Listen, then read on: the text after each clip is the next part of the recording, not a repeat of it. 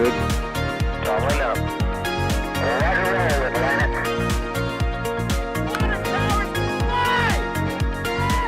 Flight downside speed off. Yikes. You bet. Okay. We don't need any more of these.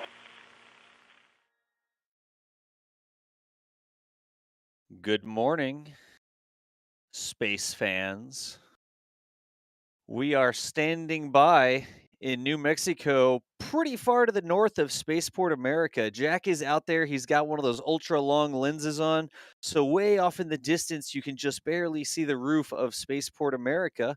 But we are going to see if we can't catch the launch of Spaceship Two this morning from New Mexico. So again, y'all, we are out there. We are way to the north. We are on sort of public property up there. We're not at the spaceport proper. If you saw some tweets this morning, they are not doing an official stream or anything like that from the spaceport. We did reach out to the spaceport and see if there was something we could do, but due to restrictions for COVID safety, we are not on the spaceport right now. We were told that we should go way up to the north, and Jack's got that ultra long lens on there, and shortly we may very well see the liftoff of this spacecraft. So I do want to say really quickly, we've got this listed as a members only stream. It's over on Twitch as well. We weren't really able to test this in advance. We don't know what we're going to see. We didn't even know if we'd be able to see this. So we didn't want to send out tons of notifications and all that sort of stuff for a stream that we really couldn't guarantee the quality on. So I'm gauging this as an experimental stream. I think Michael labeled it better than nothing live stream. So hang in there with us. We're not trying to gatekeep or do, members only have to pay for this event. It's just that we could not we could not guarantee the quality. We didn't even know if we were going to get a video signal. So that's why we're doing it this way. Again, better than nothing. We're trying it out. We'll see if it works. We'll get data for the future. So if Jack goes back out there again, hopefully he can be on the runway with him. But this is an experimental live stream. We cannot see the spacecraft right now. The runway and the spaceport are over the horizon. You can just barely see the roof of the hangar there. That's that sort of curvy shape, not the mountain, but the curvy shape on the right. And again, we did make contact with the spaceport. We told them we were there, and we were instructed to go way far to the north. This is public property that we were instructed to go to, and that's what that is. So we've got sort of the NSF crew here. Again, I'm going to keep repeating that experimental live stream thing. This is an experimental live stream. We don't know what's going to happen with it. That's why it's just members only for now. But back in the studio, I'm going to go real quick with this because it's 9:57. Of course, Jack is out there in the field. We're not going to expect Jack to be on comms unless he deems he wants to be, because he's going to be super busy trying to capture this. There's Jack Beyer right there. You can follow him on Twitter at the Jack Beyer. We don't need to go through that right now.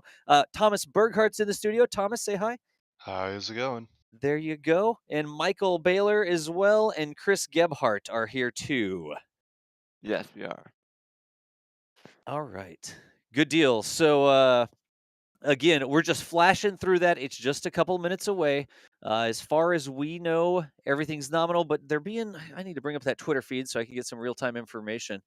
But one more time for people to... They just tweeted our pilots are in the cockpit, and the pilots today are CJ Stuckrow and Dave McKay. There you go. So the pilots are actually in the cockpit right now, which is, a good sign. Pilots are in the cockpit. Hey, Jack, how's it going? It's going. So like you said, this is an experimental live stream. I got out here yesterday and I did some scouting, and suffice to say that Spaceport America is a whole different ballgame than Mojave Air and Spaceport, where Virgin Galactic previously was doing their test flights and launches from. So as I get the lay of the land, definitely this is an experimental live stream. Normally when I'm shooting a location, I try and find a deliberate spot with the lighting just right and everything, and I know where the plane's going to take off if the wind is a certain way, and I can basically position myself in the exact right spot to get an amazing photo. This is not what is happening right now. We are extremely far away, and I'm basically pointing into the sunrise. So again, experimental live stream, but it's better than nothing, and this is a historic event in human spaceflight. So we wanted to try and bring it to everybody live, and I'm gonna do the best I can here. Yeah.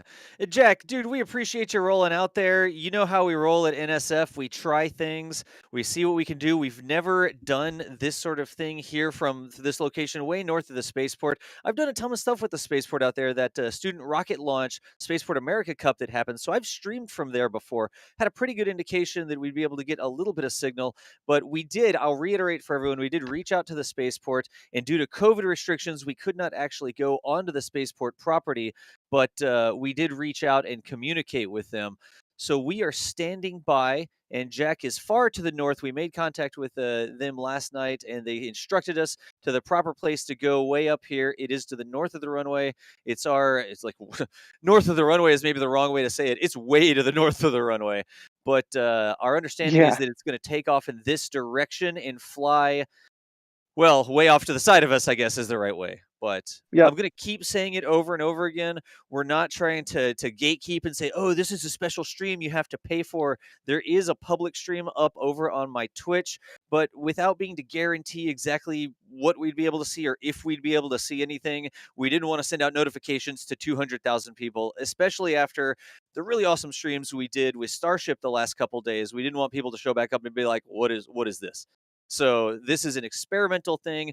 We don't know exactly what we're going to see. It's 10 o'clock right now, and be watching. I don't even know if we are. Jack, do you think we're going to get any notifications? Like any Okay. Well, idea? so I do have a radio, and I have been hearing some ground chatter. And as far as I know, they're on track to take off basically right now. All So right. there could be some sort of slight delay. I haven't heard anything. In fact, ground comms has cut out for the last maybe 5 or 10 minutes that we've been getting ready to go live here. Yep. And forgive me if the camera's shaking. I'm just scanning, trying to make sure if they do take off, I get lens on them immediately. Yeah. But yeah, it's normally I can figure out the tower frequency, or I can figure, but right now I'm not getting anything other than those ground comms, and they are not Yep. coming through right now. So not quite sure what is exactly happening, but earlier I did hear that we were on track for 8. So so far so good. And it is 8 a.m. local, and we're looking right at the spaceport right now, and I'm just going to keep scanning in case we get aircraft in the air. I would expect first the chase plane to take off, because I believe there is a chase plane for these flights. I photographed one alongside Unity landing before, so I think that's just a normal thing, is they have a chase plane for these. So eyes all on the sky right now for the chase, and once that gets in the air, I expect that they would do a sort of a pattern around the airport, and then pick up Eve and Unity as they take off. So Yeah. that's what we are looking for right now. And that last Absolutely. Virgin Galactic tweet was only a few minutes ago about the pilots getting into the cockpit, so it's possible they're running a few minutes behind or anything. They have a several-hour launch window for this, so wouldn't be surprised if they're going to take off in the next few minutes here. Yeah. Cool. Yeah, I've got my eyes on the sky, and I want to believe. Yeah. And I'm going to keep reiterating it. This is an experimental stream. We didn't get ground truth. We can't even see the spacecraft right now. So we did not put it public on YouTube because we didn't want to send out 200,000 notifications and then we don't even see anything. I'm going to also reiterate, this is super important to me. We did reach out to the spaceport. We talked with them about, hey, could we be there on the property? Could we get a shot of the spacecraft as it's taking off, like from the runway or something like that? And due to COVID restrictions, no media access. You saw some tweets to that same effect. There's no media access to this. So we don't just sneak up. We don't just hide Jack in a bush. That's not how this is. I did officially reach out, and Jack has officially talked to people there on site yesterday evening, I believe, and they instructed him to the proper place to go, way up here to the north. It's why we've got this ultra long lens on. As far as we understand, the spacecraft is supposed to fly. Two spacecraft are supposed to fly past Jack, going off to the left here. But NSF does not sneak up to places and try to hide in a bush or anything like that. That's not how we roll. That's a good way not to get invited back, right? Yep. So And to be clear, if you've seen my shots of Stratolaunch or Virgin Galactic or Virgin Orbit from Mojave Air and Spaceport, right, like I was saying earlier when we started the stream, whole different ball game out there. We are technically, I think, adjacent. I'm not on, but I am adjacent to, and most of Spaceport America, correct me if I'm wrong, Das, is on technically White Sands Missile Range property. So whereas Mojave is kind of surrounded by public land, and I would just normally drive around the perimeter fence and not even need to be on airport property to get cool shots, I mean, literally, I would just park myself at the end of the runway on the other side of the fence at Mojave. That's what I normally do there. Um, but Yeah. cannot do that here, at least not right now, thanks to COVID. So that is why we are where we are, and that is why the extreme is experimental. Yeah. Absolutely, y'all. Like we were saying, we're not exactly sure what we're going to say. We're watching for the chase plane, like Jack was saying. Potentially that takes off first and maybe does a pattern or sort of waits for the other one. We don't have a countdown or anything like that. I mean, y'all are used to that. Like in terms of not knowing exactly, there's not even going to be a siren out here. But in Spaceport America is way out in the middle of nowhere. It's like the sort of place that you would think that you would put a spaceport. There's no big cities nearby. It's like 45 minutes to an hour just to drive there. I think from the Yep, highway, it yep. is way out there. And you're not kidding. I mean, I'm used to remote locations. You know me. I'm Mr. Land Rover. I love the desert. I drive to remote locations because that's what I like to do. But this is truly remote. I mean, I'm compared to Death Valley, which is a fairly popular, place for people to off-road and visit. You could drive for hours in Death Valley and not see another car, and it's very similar here, where I was driving to where we were going to be staying last night, and I think I drove for maybe 40, 45 minutes, didn't see another car, like whatsoever. No Yep. headlights, no nothing. Just pitch black. There was no stars because there was clouds. Can't win them all. But Ah, jeez. but it's nice and remote out here. Exactly the kind of place you would want a spaceport. And I see the feed is shaking a little bit. I am on the roof of my Oh Land wow. Rover right now, like I do, just to try and get a little bit of more elevation out of the cameras. So I'm going to try and stand extremely still, but forgive me for that shake. Normally, I'm able to mitigate that a little bit better, but Jack, yeah, when I checked in with you this morning, the temperature was 27 degrees. So another thing you're fighting out there, it is cold in the desert. It's like, oh look, it's the desert, right? It's hot. No, no. Out there in the high desert, it gets very, very cold at night when that sun goes down. I've spent quite a few nights out there myself, and well, no, Jack, I envy you right now because I love it out there. It's so I love it. beautiful. I absolutely love it out here. It was a gorgeous sunrise this morning. It's gorgeous land. I mean, this is the American Southwest is it doesn't get much better than that. So Um, I'm a happy guy, don't get me wrong. I am in my element right Yeah. now. I love it out here, but it's very cold. I am surrounded by frozen cow patties. That is not an exaggeration. Literally surrounded. Um, and there was frost on the ground this morning. It is warming up, thankfully, as the sun rises. But yeah, it was not a. It's not a what you would think of when you think of the desert. It's very much not hot.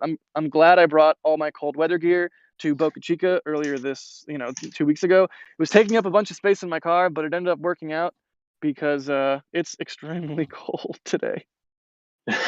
Well, I mean, man, everything you just said, Jack. I mean, I feel you. Like the desert environment, especially New Mexico. I mean, that state is called the land of enchantment, and man, uh, there's not a better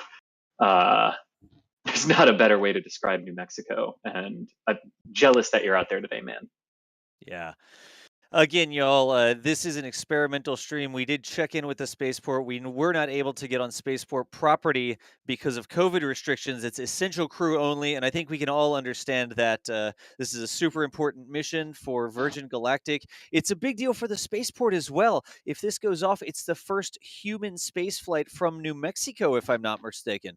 Y'all, did I get that right? It's the first Yep. time that human beings have gone to space across the Kármán line. What are we going for there, right? Spaceship Two doesn't quite go to the carbon line, but it does meet Thanks. the American boundary of space. They go up to right around 90 kilometers altitude. The U.S. defines space as 80 kilometers and up. So, for as far as we here in the States are concerned, these crew members are actually they're both astronauts already. But Right. if there were any rookies on board, they would become astronauts after this flight. Gotcha. Thank you, Thomas. Yeah, That's and I do think that is something that's important to note today is as we are on in a sort of an experimental stream and trying to bring this event to people around the world, there are human lives at risk today. That is absolutely. extremely important to underscore and to remember and as we watch these events unfold to keep in the back of your mind is there are human beings just like you or I riding these vehicles, and this is a highly experimental test flight.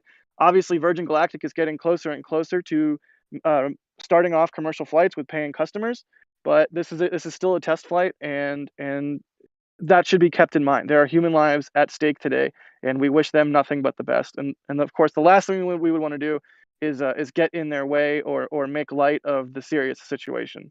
Absolutely. It's again, we're not sneaking out there to hide in a bush. This is a human space flight. This is a real deal. It is a very important thing. Um, we're absolutely positively respectful of all those things and the COVID restrictions we were asked to follow. I mean, absolutely understandable on that. So, again, if you're just joining us, we've got this labeled as an experimental stream. We're not sure we'll even be able to see anything. We're way to the north. We were instructed to go to some public land way out to the north of the runway, and we're not even sure what we'll see. Jack was saying he's looking into the sun a little bit here. So, as the if we see the aircraft take off, or the spacecraft take off, we maybe not the best shot in the world, but you know something, this gets us some ground truth for future work with the spaceport. I mean, we'd love to be out there on the runway sharing this with y'all live, and just due to those COVID restrictions this time, not something that we could get set up here. But if we see it, it may be awesome just to see it go by. We'll see what the deal is, but getting some Yeah, ground truth so with Jack out there. Go, Jack. that's a great point. This is ground truth and good practice. And I do believe once they take off, there will be a period of time in between takeoff and the drop, obviously, as they climb to the appropriate altitude and do their various checks. So I think I am going to attempt to relocate to approximately where I think they are going to do the drop, and I might try and shoot um, the drop from basically directly under it if I get lucky. So that is something I'm going to try and do, I think. So hopefully, at the very least, if takeoff isn't too spectacular, maybe the drop will be awesome. And sorry, radio. Yeah, stand by. And if we're lucky, drop will be cool, and then landing this location, hopefully, depending on what the wind does and where they come in for landing, this location should be pretty good for landing. But I mean, this is so experimental. We are just trying to be out here, and we know you guys care about space flight, and we do too. And this is history. So even if it's a speck going by, we're doing what we can out here. And Michael just put up a timeline on the side of the screen so you can look at the kind of milestones we're waiting for. The first one should be takeoff of that chase plane, like Jack mentioned, which will give us a sign that the spacecraft is about to take off shortly. But yeah, we mentioned that we have two crew members on board today's flight, and both of them are spaceflight veterans already. Frederick C.J. Sturkow is a shuttle veteran of 4 space shuttle missions, as well as a previous spaceflight of VSS Unity. And he is joined by Dave Mecke, a former Royal Air Force test pilot who has also flown to space on Spaceship Two before. So both of them returning to space today. Indeed, and for Sturkow, this will actually be his 6th trip to space and will make him the first person to launch from 3 different individual states in the United States for his space flights. So Absolutely. good bonus there for CJ. Because, of course, the previous flights of Spaceship Two did not happen from the spaceport in New Mexico. They flew from Mojave in California. That's where Virgin Galactic has been conducting their test programs and developing Spaceship Two. But now, as they're moving into more commercial operations, like such as today's flight, they are flying out of Spaceport America in New Mexico. And on this flight, there is some commercial payloads on board for NASA, some research payloads that will be conducting themselves sort of robotically or autonomously on board the spaceplane while they are in microgravity. But just the 2 crew members that are actually piloting Spaceship Two are on board today.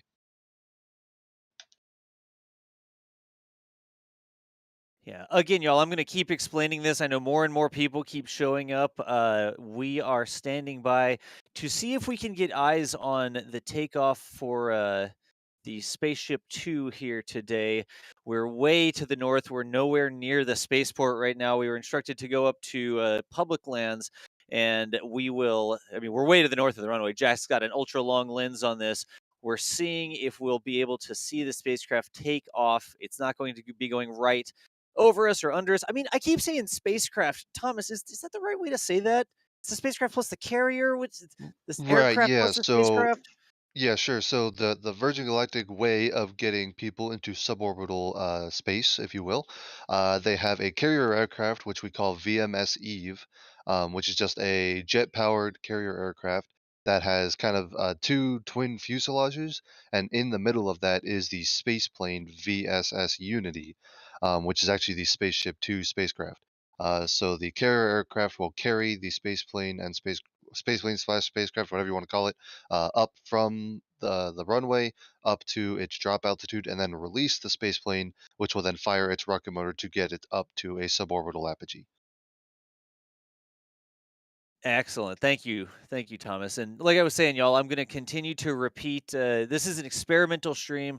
We did not put it public up on YouTube, not because we're hiding it. It's public on Twitch, but because we didn't know what the quality would be. We didn't know if we'd have signal. We didn't know if we'll even see anything here. So Jack was out there. He had the cameras. We checked the signal. He's got signal. So we went ahead and brought this up. We're not sure what we're going to see. We weren't able to get access there to the runway or anything. Again, absolutely respectful of those COVID restrictions that Virgin Galactic was actually tweeting about this morning.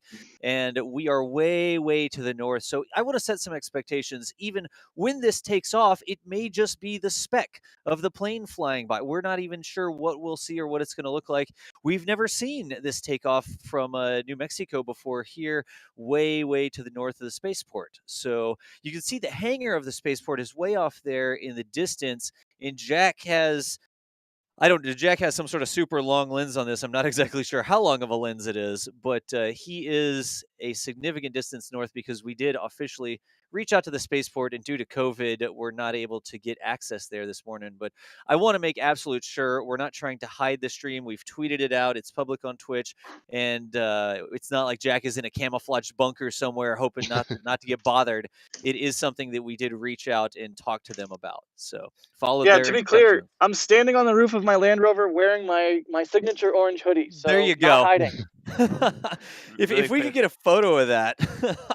we just got an update. The pilots are currently conducting their final checks. Wow. All right, All right. Spaceport America security just drove past and waved at me, so I'll take Well, that there as you a vote of go. confidence. All right, good deal. And And like we Virgin said, Galactic. go ahead. I was just say Virgin Galactic also says they're preparing for engine start on the carrier aircraft, so we're getting close. Fantastic. And that's a good sign. I know, Jack, you made contact with the security out there. It's such a remote location. If somebody drives up and parks next to Spaceport America, security's going to come by and check you out. It's Oh. way out there. Not only that, there's a You know ranch. it. There's a ranch right near me right now, which is why I'm surrounded by frozen cow pies. And I mean, literally, it's like the ground is cow pies. I have to be very careful where I step. But when I drove out here last night and was scouting around and looking for spots, I found this. It was 7 or 8 at night. It was pitch black out, and I'm sitting here. I'm kind of trying to get the lay of the land. I'm looking at the map. I'm not going on to private property that I'm next to, but I'm sort of Jack, on public property. Camera? Yep. Jack, stand by your camera. Looks like we lost the signal from your camera. How about now? Give me just 1 second. Y'all stand by. We might have had a camera feed issue there. And this is our only camera. We have no cover camera today. There we go. It's back. All right. Thank you, Jack. You're good. You're good. Yeah, the auto sleep on this camera setting is off. I promise you it's off. I'll take a picture of the setting screen and post it on Twitter. I swear to you it's off. But for whatever reason, if you don't nudge the camera periodically, that's what we get here. So, but working with the gear on hand, as you guys know, I was at Boca Chica last 2 weeks shooting Starship, and this is essentially on my way home to Los Angeles. So we've been maintaining distance. We've been sleeping in the back of my Land Rover. We took the back seats out of it. So we are, again, like you said, we're extremely respectful of the COVID restrictions, and we are not going near anybody else, and we are completely by ourselves, my girlfriend Lauren and I. So we are doing our own thing out here as safely as possible, just trying to bring everybody some views of another piece of historic spaceflight activity, hopefully shortly here. Of something that a ton of people are interested in. I mean, people get excited about this stuff. This is such a huge deal for Spaceport America. I don't know if people know about Spaceport America, but it's this massive facility that's built out in the middle of the desert to support spaceflight activities. Actually, Spaceport America is one of the first places that SpaceX was going to launch for them, or test at. I think it was test at, right? Yeah. Before they went to another facility. But it's it's an actual facility out there in the middle of the desert. They have a massive runway. I've done a lot of student rocket launch competitions. There's a high-powered rocket range, and they have hundreds of university teams, well, over 100 university teams go out there once a year, not this year because of COVID, right? And launch all these high-powered sport rockets to 10,000, 30,000. They've had 100,000-foot student sport rockets coming from all over the world out there. So it's a really awesome place, and I wish there was more. I wish there was more activity. I wish there was more stuff going on, just because it's such a beautiful place to be. Reminds me So of Vandenberg. there you go. A little bit less Oh, I ocean hear. I next think to I it. hear jet engines. Oh, Ooh. Hard to say because it's so far away from me, but I'm. Let's keep our eyes peeled. yeah. And to finish my thought earlier, when I was out here scouting last night, somebody, the ranch person or somebody, came out here and sort of was like, "Hey, what are you doing?" And I was like, "Oh, rockets." And they're like, "Oh, okay." And I'm like, "Can I be here?" And they're like, "Yeah, sure." And so that happened once last night and then twice this morning. So, like you said, there's so few people out here. People are going to notice your presence. Yeah, absolutely. And again, you're not trying to hide. I don't know if you could get a photo of you up on the top of the rover with your orange vested camera rig or anything like that. Just a cell phone photo, maybe, if that's possible, Jack. But of Yep. course, you don't do that. Just see if the support crew could do that for you. Again, if you're just joining us, we're standing by. Jack is well to the They north. just said, sorry, Virgin just tweeted engines have started on the mothership and they are taxiing for takeoff. So Jack heard it. There you go. Hey, I don't know. Oh, we'd lose real-time comms with Jack, but I may bring up his camera audio. I don't think we've got a nice mic on him. Let me see what we're getting from him. Stand by. Jack, don't talk. We may not hear anything except desert crickets chirping.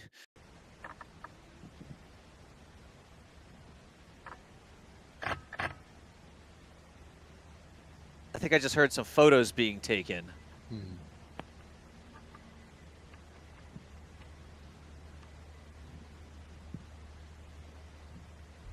I mean, I am getting audio off of his camera. Jack, if you can hear me, we'll get an echo on this, but just say hi real quick. Hi, real quick. Hi, real quick. Yeah, there was the echo as expected. Interesting. So Jack, here we go. Here's what we'll do. I don't know what you want to do. Do you want to commentate this? Do you want to be 100% focused on running the cameras? Your call, buddy. What do you want to do? You're in charge. It's all you guys. Okay, so if that's the case, if you're not going to be talking a lot, what we'll do is I'll bring up that camera audio and we'll see if we get some jet engine noise as it flies by. Again, this isn't a really fancy microphone. Jack was one of our cameras down there at Boca Chica, stationed at South Padre Island for that SpaceX Starship SN8 test, but we were not using his live camera audio out there. We didn't set him up with a nice mic rig or anything, but... Yeah. And the latest update is that they're conducting final checks in the cockpit and control room before getting clearance for takeoff. Excellent. And that's fantastic. We're reading off a Twitter feed there, right? That's Virgin Galactic tweeting. Let's link up those tweets in chat so that we can get those official tweets in there. That's where we're getting that status from, y'all, those official tweets that Virgin's putting out. Virgin Galactic. I briefly saw Spaceship 2 show up on my flight tracker, so it looks like they're getting their transponders on. Hopefully we'll be able to track them that way as well. Absolutely. Hey, one more time, y'all, everybody that's watching what's going on. We were labeling this an experimental stream. We did not know exactly what we were going to get. We didn't know if we'd be able to see anything, even if we'd have signal, if the camera would be able to acquire it. We weren't able to get on the side of the runway or anything like that. We did officially reach out, and completely understandably, due to COVID restrictions, only essential personnel there at Spaceport America, and that's absolutely understood. And we didn't want to send out 200,000 notifications in case we couldn't even get a stable video signal on the YouTube side. So not trying to be sneaky about this or anything like that. Just wanted to spool up this experimental stream to see if we could all get excited. Here we go. About... I can hear it. Oh, he can hear it. I'll bring up that mic.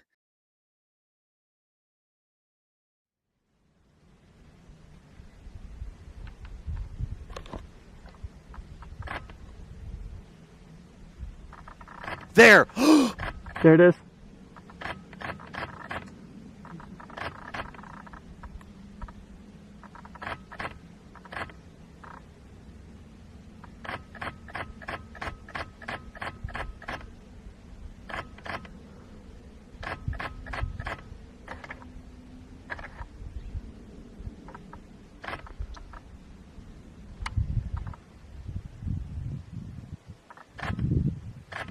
Jack, I'm checking in, but it's looking absolutely beautiful.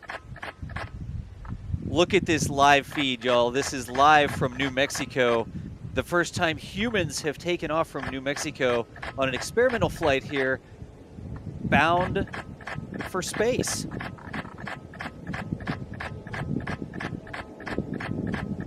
Got a little bit of cloud there.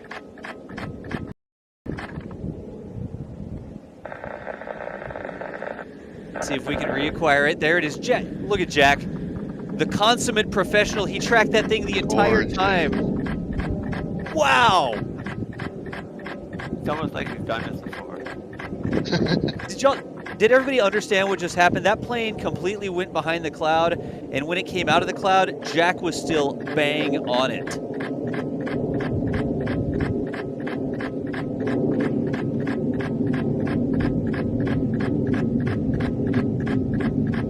Godspeed, Spaceship 2. Look at this.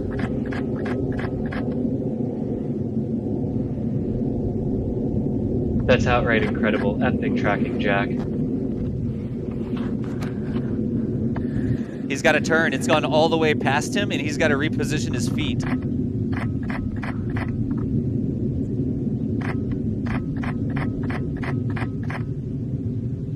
That's amazing. You still have it?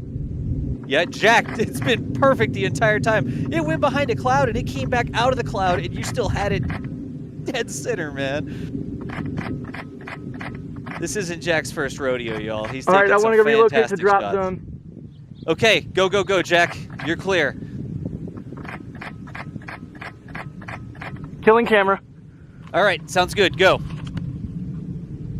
And so this is something that we were planning on doing here, y'all. This is an expected loss of signal. I don't know if we get a static photo or something that we could put in the background here. We didn't really think this through very well. But Jack is going just to... like bring up their Twitter feed or something, like Virgin Galactic's Twitter feed? Yes, stand by. I will get that going. Let's just bring up the Twitter feed or something. Thank This is you. where the experimental part of the experimental live stream shows up. We've already, this is, if to put this in SpaceX terms, because I know there's a ton of SN8 fans that are probably watching right now, because that's the last big stream we did. We've done all the primary objectives, and now we're like, wait, what? We didn't even expect that to work. We got to figure out what's happening next. We didn't expect to get this far. We did not expect to get this far. It's going to take me about that track, though. Jack is such a professional. I've got it up on flight radar. I'm tracking it via the public ADS-B transponder information. For those who know what that is, the spacecraft is climbing. They're up through 16,000 feet of altitude already. I believe the drop zone is about 40,000 feet altitude. And I will keep an eye on that, see as they progress towards their drop height. And of course, Jack is going to go try and get a good position to try and capture it live, of course.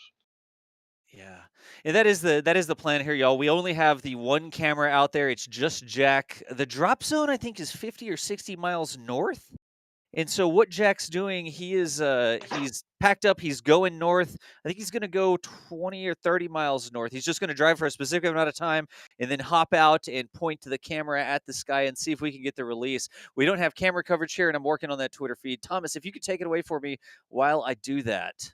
Absolutely. VMS Eve with VSS Unity now through 18,000 feet, continuing to climb.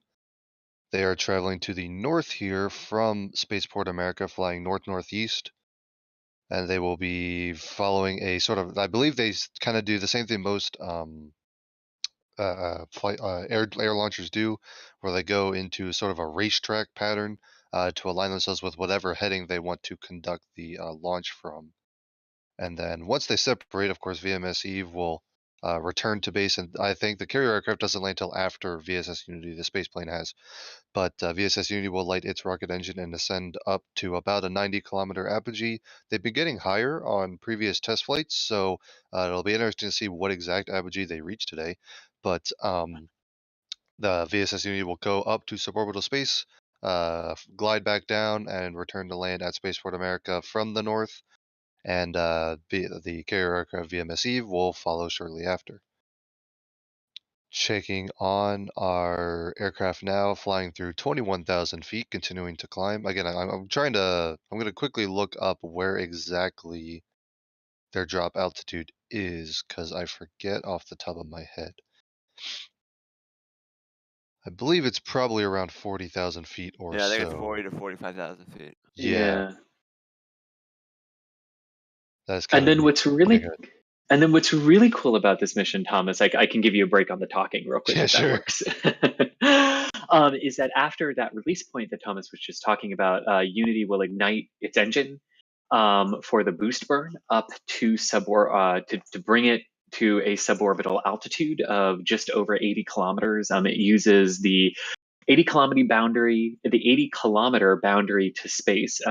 Instead of the 100-kilometer boundary, there's a mismatch between the Kármán line internationally accepted definition and the US definition. The international definition places the boundary to space at 100 kilometers, and the US definition places it at 80. So VSS Unity is one of those crafts that does not cross the Kármán line, but does cross the US boundary to space at 80 kilometers. So it does count as a spaceflight. But what's really cool about this mission is because of the science experiments that are on board, it's actually taking some experiments from NASA's Flight Opportunities program on this suborbital journey. And because of the needs of those payloads, they won't actually invert the spacecraft to its Earth viewing location, basically flipping it upside down after the boost burn is complete. They will instead flip around and orient for atmospheric entry, instead to maximize the amount of time that the science payloads can collect useful data and everything. So this flight also showing the versatility of the VSS Unity and the Spaceship Two system for science as well as passenger flights. All right, and I've got the so I've just brought up the Twitter feed. I've got Virgin Galactic. I've also got some fantastic shots that Jack took. This is not from today, but this is over from Mojave. You can tell the difference there when Jack was talking about being at the end of the runway in Mojave versus here at Spaceport America, where we were a significant distance away from the runway. So we will be looking through some of this. Like I said, Virgin Galactic feed is up there, so we can check in with the last tweet that I saw. Spaceship Two Unity and VMS Eve are now at 20,000 feet, so that's as of 2 minutes ago. But we'll be following in with this, and then also got some fantastic photos from Brady Keniston, one of our other talented photographers. Again, these are not from today, but these are just from I love this portrait and wedding photography, and then it's got this massive spaceship with the carrier vehicle as the shot there. But anyways, I'll link up some of these if you want to check them out. And if y'all could just continue, Thomas and Chris, the commentary Yep. about what's going on, and I'll just try to bring up relevant stuff here while we wait for Jack to relocate. He's trying to get under the drop zone, not under the drop zone, but closer to the drop zone now. Absolutely. The carrier aircraft and spaceplane up through 28,000 feet now, and a quick Google check says that the drop altitude is actually above 45,000 feet. It looks like some flights have gone from 46, some from 47. So actually a little higher altitude than we were guessing, but so they're over halfway to their drop altitude at this point, however. And I'm linking up these things from Jack and then those awesome shots that Brady got. Again, that's not from just now. That's from Mojave MHV on those. So And Virgin Galactic confirming on Twitter everything is proceeding nominally at this time. VMS Eve and VSS Unity are climbing to drop altitude nominally. and I do see some people asking, "Oh, can we put up the flight track or something like that?" We would have to get permission to use that. Blah blah blah blah blah. Yeah, Not making fun of it by saying blah. It's just that was something we didn't even know if the video feed was going to work. Much less did we reach out to a flight tracker company and ask for permission to use a flight track graphic or anything like that. So I would we like to work on that in the future, but we just don't have it for today. yeah, absolutely. So again, Thomas, I'm going to repeat this on occasion. We have lost our video feed. Jack is actually moving to the drop. I said to the drop zone, not to the drop zone, but he's just going north and getting closer to the drop zone so that we can get hopefully some shots of the release and the flight of Spaceship Two. Go ahead, Thomas. All good. VMS Eve and Spaceship Two now through 31,000 feet, continuing to climb. They're actually turning back towards the south and getting ready to align themselves with their launch heading. And I'll keep providing updates as I track them here. No, Thomas, one question I do have. So if they were to release Unity from underneath Eve, and for whatever reason the engine didn't lit, don't they have the flight profiles and those release profiles designed so that in the event the engine doesn't start, Unity is on basically the trajectory to glide back down to the runway? Absolutely, yeah, and they're also so they still remain within the general vicinity of Spaceport America. They don't go too far away, and so yeah, even if the rocket motor has a failure, doesn't ignite properly or whatever, or they abort at the last second for any reason, the space plane would simply glide back to Spaceport America. Again, they'd be at like 45,000 feet or something, so they have plenty of altitude to get wherever they need to go, and the pilots would simply glide it back. And yeah, that's kind of their contingency scenario. In fact, part of their test program has been glide tests where sometimes they don't even install the rocket engine, and to do some testing, they will carry it up to a drop altitude and just release VMS or VSS Unity and glide back to Spaceport America, and that would be their test flight. Not all of them have been powered spaceflight attempts, but yes, absolutely. If after job something were to happen and they don't want to go to space that day, they would simply glide back. Gotcha. And one of the things too, it should be noted that they're testing on this flight too. It's not just bringing up the they're testing some upgrades to the VSS Unity as well, some interior cabin upgrades, but the big ones are the horizontal stabilizers, or the what are they called? The H come on. I think they The just call them H the horizontal stabs. stabilizers, Yes. or the H stabs. Yes. H stabs. Yes, that's what I was trying to remember. Yeah, so they've beefed up the H stabs, which are on those feathered wings, the feathered flight control surfaces that come out from the vehicle, as as it's actually doing its flight, and as it's controlling itself through the lower atmosphere coming in for landing. So they've made some improvements to that, as well as to the flight control system commands, and how they respond to the inputs from pilots aboard the craft. So they're definitely testing those two things aboard the vehicle as well. Um, in addition to carrying in addition to carrying some experiments from NASA, including one called Janus, which is a suborbital experiment that provides information on Earth's ionosphere and how flight through the ionosphere can affect spacecraft and other technologies aboard them. And another one is actually from the University of Central Florida, right in my backyard, called Collide, and it's studying the behavior of dust and fine particles, and how those particles react to human technology and robotic activities. And that's obviously something that's going to be very, very important for our future. Initiatives on the moon and on Mars. So, not just the first human spaceflight from New Mexico, a spaceflight that's really doing a lot today to provide some more information to us for our future endeavors as well. Yeah, And we talk about. Oh, go ahead, Das. oh no, I was just reading a comment over at Twitch. Somebody said, to be honest, it's a lot easier to write H stab in your arrow homework notes. So Absolutely. Very So much so. as they climb through now 35,000 feet, yeah, it should be noted. So we talk about systems like Spaceship Two, a similar system from Blue Origin, New Shepard, both suborbital spaceflight systems. They were both designed to be human spaceflight systems, and of course, Spaceship Two has already achieved that goal, putting humans into space. But both of these systems also double as a very low cost and suborbital research platform, and that's what Spaceship Two is supporting today as well, with all of those NASA-sponsored experiments on board. New Shepard, although they have not flown people yet, also put research on the New Shepard capsule, and that's a quality, clean microgravity research platform.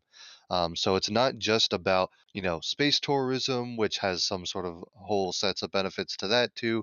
Getting more people to experience, what spaceflight is like and see Earth from that perspective is certainly a worthwhile venture. But there's also all of these research opportunities, and because these systems are all fully reusable, Spaceship Two, the spaceplane comes back and lands, and the carrier aircraft comes back and lands. Both of those fully reusable systems, and of course, New Shepard very similar. So that offers a low-cost research platform for these NASA-sponsored experiments and things like that, to get valuable microgravity research and help other spaceflight efforts.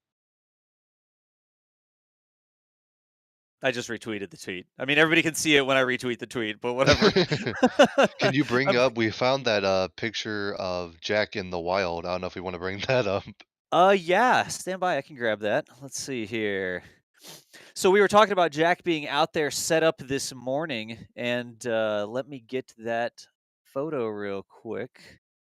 Take me We just also a now have second. we've got the transponders from both the carrier aircraft and Spaceship Two now, so we should see them separate once drop occurs. They're now through 37,000 feet. Yeah. Indeed, Virgin Orbit, or sorry, Virgin Orbit. No, wrong part of Virgin Galactic. My mind was thinking ahead to their next thing. No, Virgin Galactic did tweet. My apologies if this was read out before, but they anticipated taking 45 minutes to climb to the release altitude.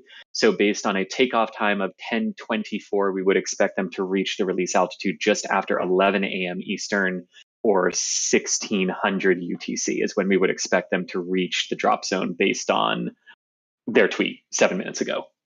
And that is approximate. Sometimes winds or other environmental conditions are favorable to climbing a little faster or a little slower. But yeah, about 50 minutes from liftoff to drop altitude and release. So, and they are now through 38,000 feet. So they're getting up there again. Drop altitude is somewhere between 45 and 50,000 feet.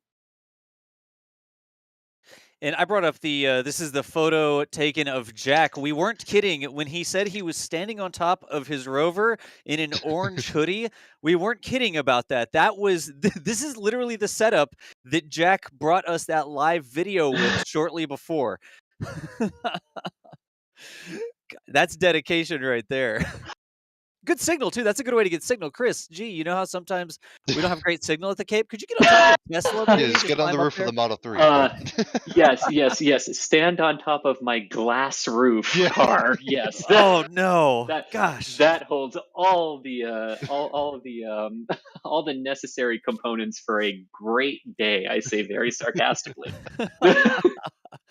But y'all, I'm going to make sure that everybody knows about this. Make sure you head over to Jack's Twitter. This is actually one of the tweets where he was taking some pictures out at Mojave, and I'm going to link that up. Head to that Twitter page and make sure you toss Jack a follow. I know over on the Twitch side, there's 5,000 people watching. Should have, I guess, didn't really think that one through, but hey, there you go. Glad we're able to share that with so many people.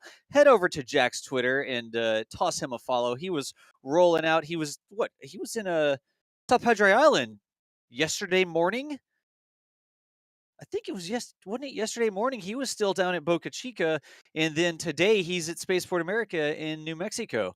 So he is all over the map. He's so passionate. He's so committed to what he does, and he's honestly really good at what he does. I mean, so head over to that Twitter link and toss a follow to Jack Byer there. One of our absolutely fantastic videographer, photographer, live stream host, commentator, all the different things that he does. He really does deserve a lot of support for what he does.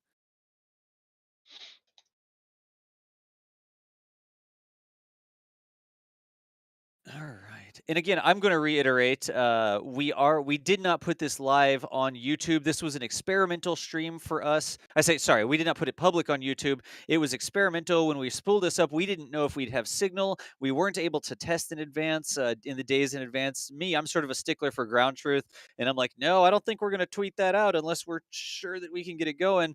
And then this morning we were able to get it, but we didn't know what we were going to see. So we just termed it an experimental stream, and then all of a sudden pleasantly surprised with those fantastic shots of the takeoff there from Spaceport America. Thomas, could you help me with this real quick? Sure. A lot of people saying that the trackers that they're looking at have split into two planes. Do you know how Yes. that works? Is that just a transponder coming on? Right, yeah. So when they take off, obviously they're two kind of airplanes kind of mated into one and operating as one. But we have the VSS Unity Spaceship 2 spaceplane, and we have VMS Eve, which is the White Knight 2 carrier aircraft. And at takeoff, I was only seeing the transponder for Spaceship 2. However, it looks like the individual transponder for the carrier aircraft has now also come on. And once, of course, the release happens, they will both be operating as separate aircraft, and we'll see both of those transponders operating independently of one another. And for those who are not super familiar, Flight Radar 24 and Flight Aware are the two that I'm looking at.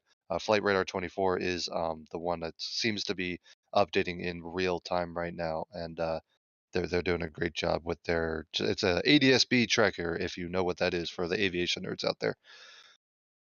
But yeah, so we'll see both of those aircraft tracked independently in a little bit.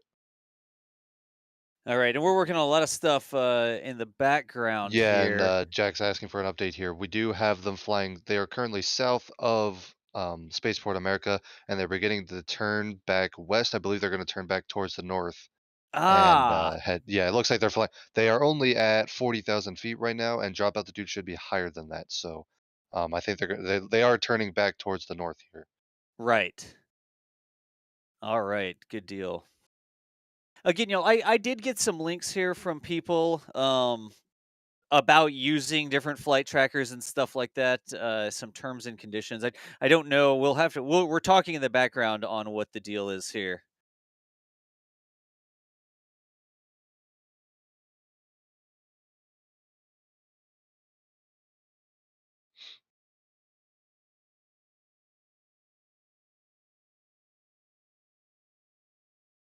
Again, while we are waiting, Jack is currently relocating to find a good vantage point for the drop itself, while VSS Unity continues to climb to drop altitude.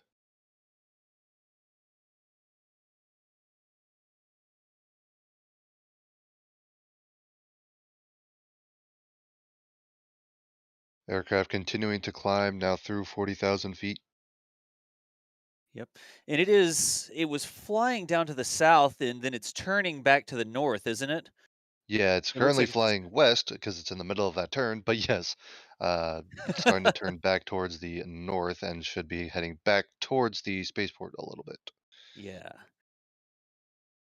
So again, y'all, we're figuring out where we're setting up. Jack is getting his final position here so that we can see if he's able to capture anything. But again, we're not sure when Jack gets to where he's going. We're not sure if he's even going to have signal. We did not have a chance to verify this stuff in advance. He just got off the road from Boca Chica, covering SN8 down there with the SpaceX testing that was occurring, and this was a straight up experiment for us just to see if we could get some views. So we're checking in and we're going to see if we can get his live feed. We do know that he is also planning on going back down south as well. Right, for the landing, right? Yes, that's correct. Sorry. Just to set expectations, he may not be able to get back towards the spaceport in time for landing. Right. Yeah. Right. He is racing a space plane, so He's racing a space plane. so it could be difficult here, but Yeah.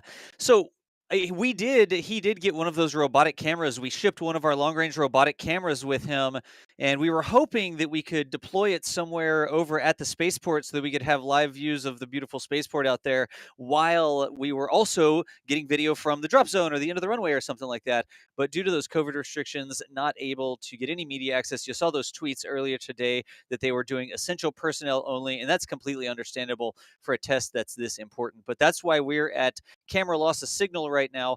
We do not have a video feed from New Mexico. Jack, with the only feed that we have online, is moving and getting set up to try and capture the release. But again, super experimental. We do not know if he's going to be able to capture it or not. We don't know what we're going to see. Just trying to set some expectations here.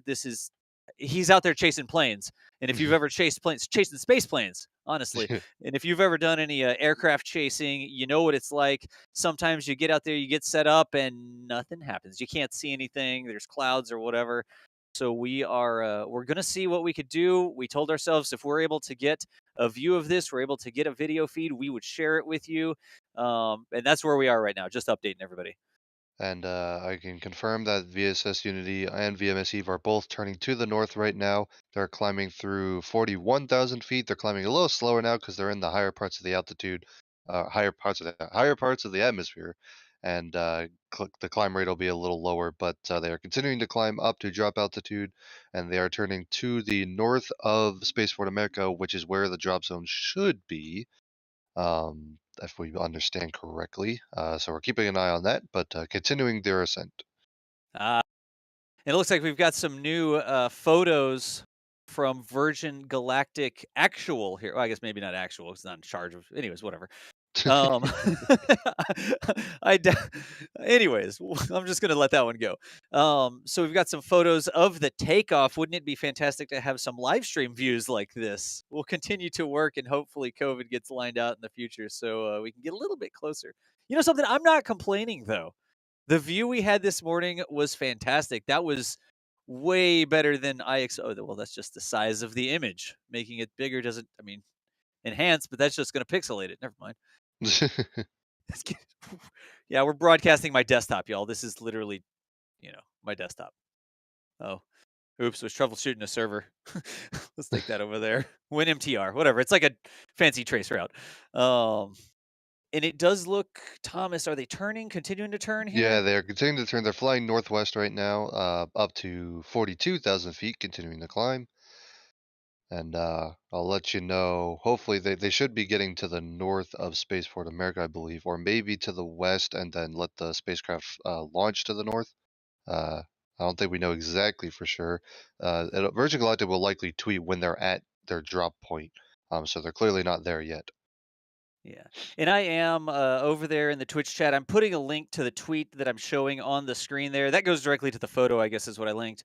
But you just saw me retweet it and like it live on the stream. So head on over that way and appreciate Virgin Galactic providing us with these images there. I mean, I say providing us. Thanks for tweeting, basically, so that I could Yeah. bring up the tweet.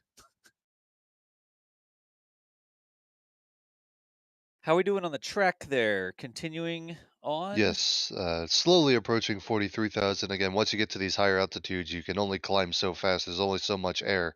But they're continuing to climb just a little bit more and continuing to turn towards the north. So heading towards Jack at this point, if I understand where Jack went correctly. Looking at it.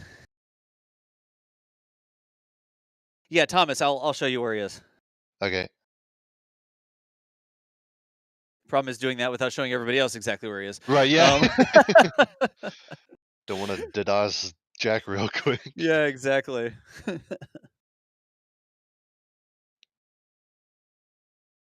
Mind you, the altitude ticker on my tracker is slowly but surely ticking up.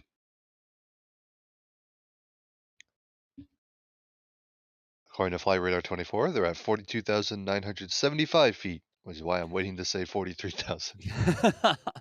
Yeah, I can Getting link there I can link slowly. that up as well. That Flight Radar 24 track, I can put that link into chat as well if people Oh want to yeah, track here, along let me themselves. link you here. Yeah. I think I've got it. VGX-01 and then That's there's yeah, some juicy sports. VGX-01 Yeah. would be VSS Unity, and VGX-06 is the carrier aircraft. Good deal. Again, y'all, we'll reach out and we'll see if we can't get official permission. I did see like some terms and conditions that said it could be used, but just I'm super serious about that. I don't Right. want to use stuff that I'm not 100% sure. And in the middle of the broadcast is not the time for me to determine whether I have Right, official yeah. permission to show something. If the broadcast suddenly disappears, you might know what Yeah, happened. exactly. I keep hitting refresh on the Virgin Galactic Twitter feed. Hey, if you're watching this, you're already you're already following them probably, but Yeah.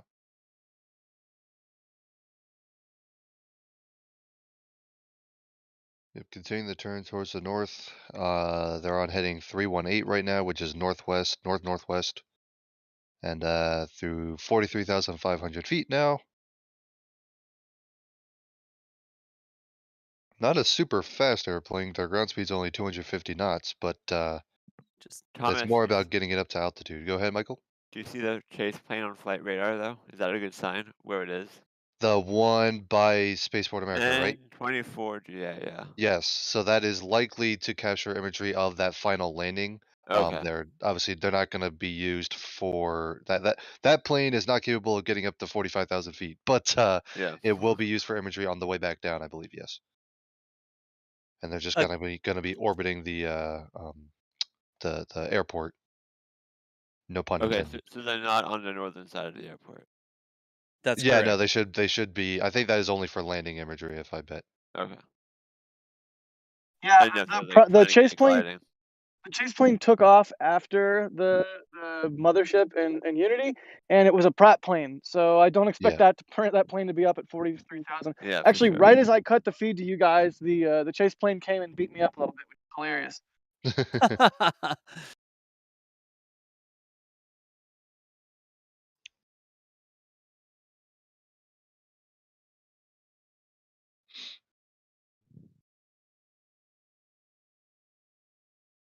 And Right again, now, y'all, we've repositioned Jack. We do not have the live feed right now. We're not sure what we're going to be able to see, if anything, from Jack's position, but we will Live feed see. coming up now. All right, good deal. We'll just get an eye on the sky, and I'm just bringing up tweets and stuff like that so we can see what the deal is. yeah, right now the carrier aircraft and VSS Unity are at 44,000 feet, continuing to climb. They're flying northwest, which is away from Spaceport America. So this is, unless there's some really weird flight profile I'm not aware of, this is not their launch track, not their launch track. They are flying to the drop zone, is what it would look like right now. Right. And I'm standing by. I see Jack's live view solo coming back online. Hey, massive shout out to LiveView. LiveView's given us a lot of support in getting these remote field streams going. The LiveView Solo is an encoder. It's a video encoder. It's a bonded device that allows you to put a couple different modems together. So Jack has a couple 4G modems, LTE modems, and the LiveView Solo actually takes that video signal and splits it across multiple modems so that you can keep the video signal going even when it's super remote. Jack, if you can hear me, 480, reboot the camera. But that is why we were able to get. I didn't know what we were going to get, but we got that absolutely fantastic shot of takeoff, and we'll see what we get in terms of a release. And then Jack will be repositioning down south back to the airport. I've got 1080 now, Jack. So go ahead and push. So we can also hopefully see the landing. But literally, Jack is solo chasing a space plane today in a Land Rover all over New Mexico. We're not exactly sure what we're going to get, but if we get it, we will share it with you. That's the purpose of the live stream here.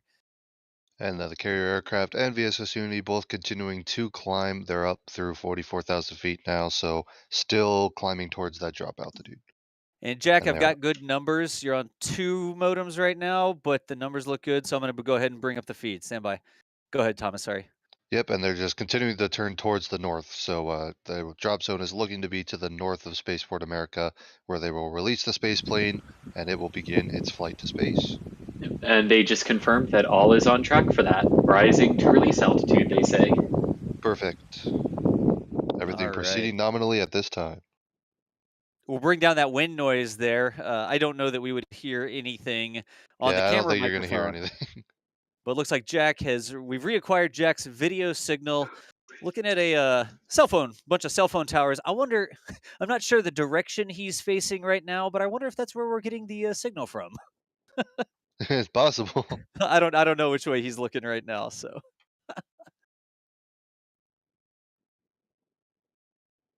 Yeah, and Jack, I got your message confirmed. I killed the camera audio there, so you won't get that loop back.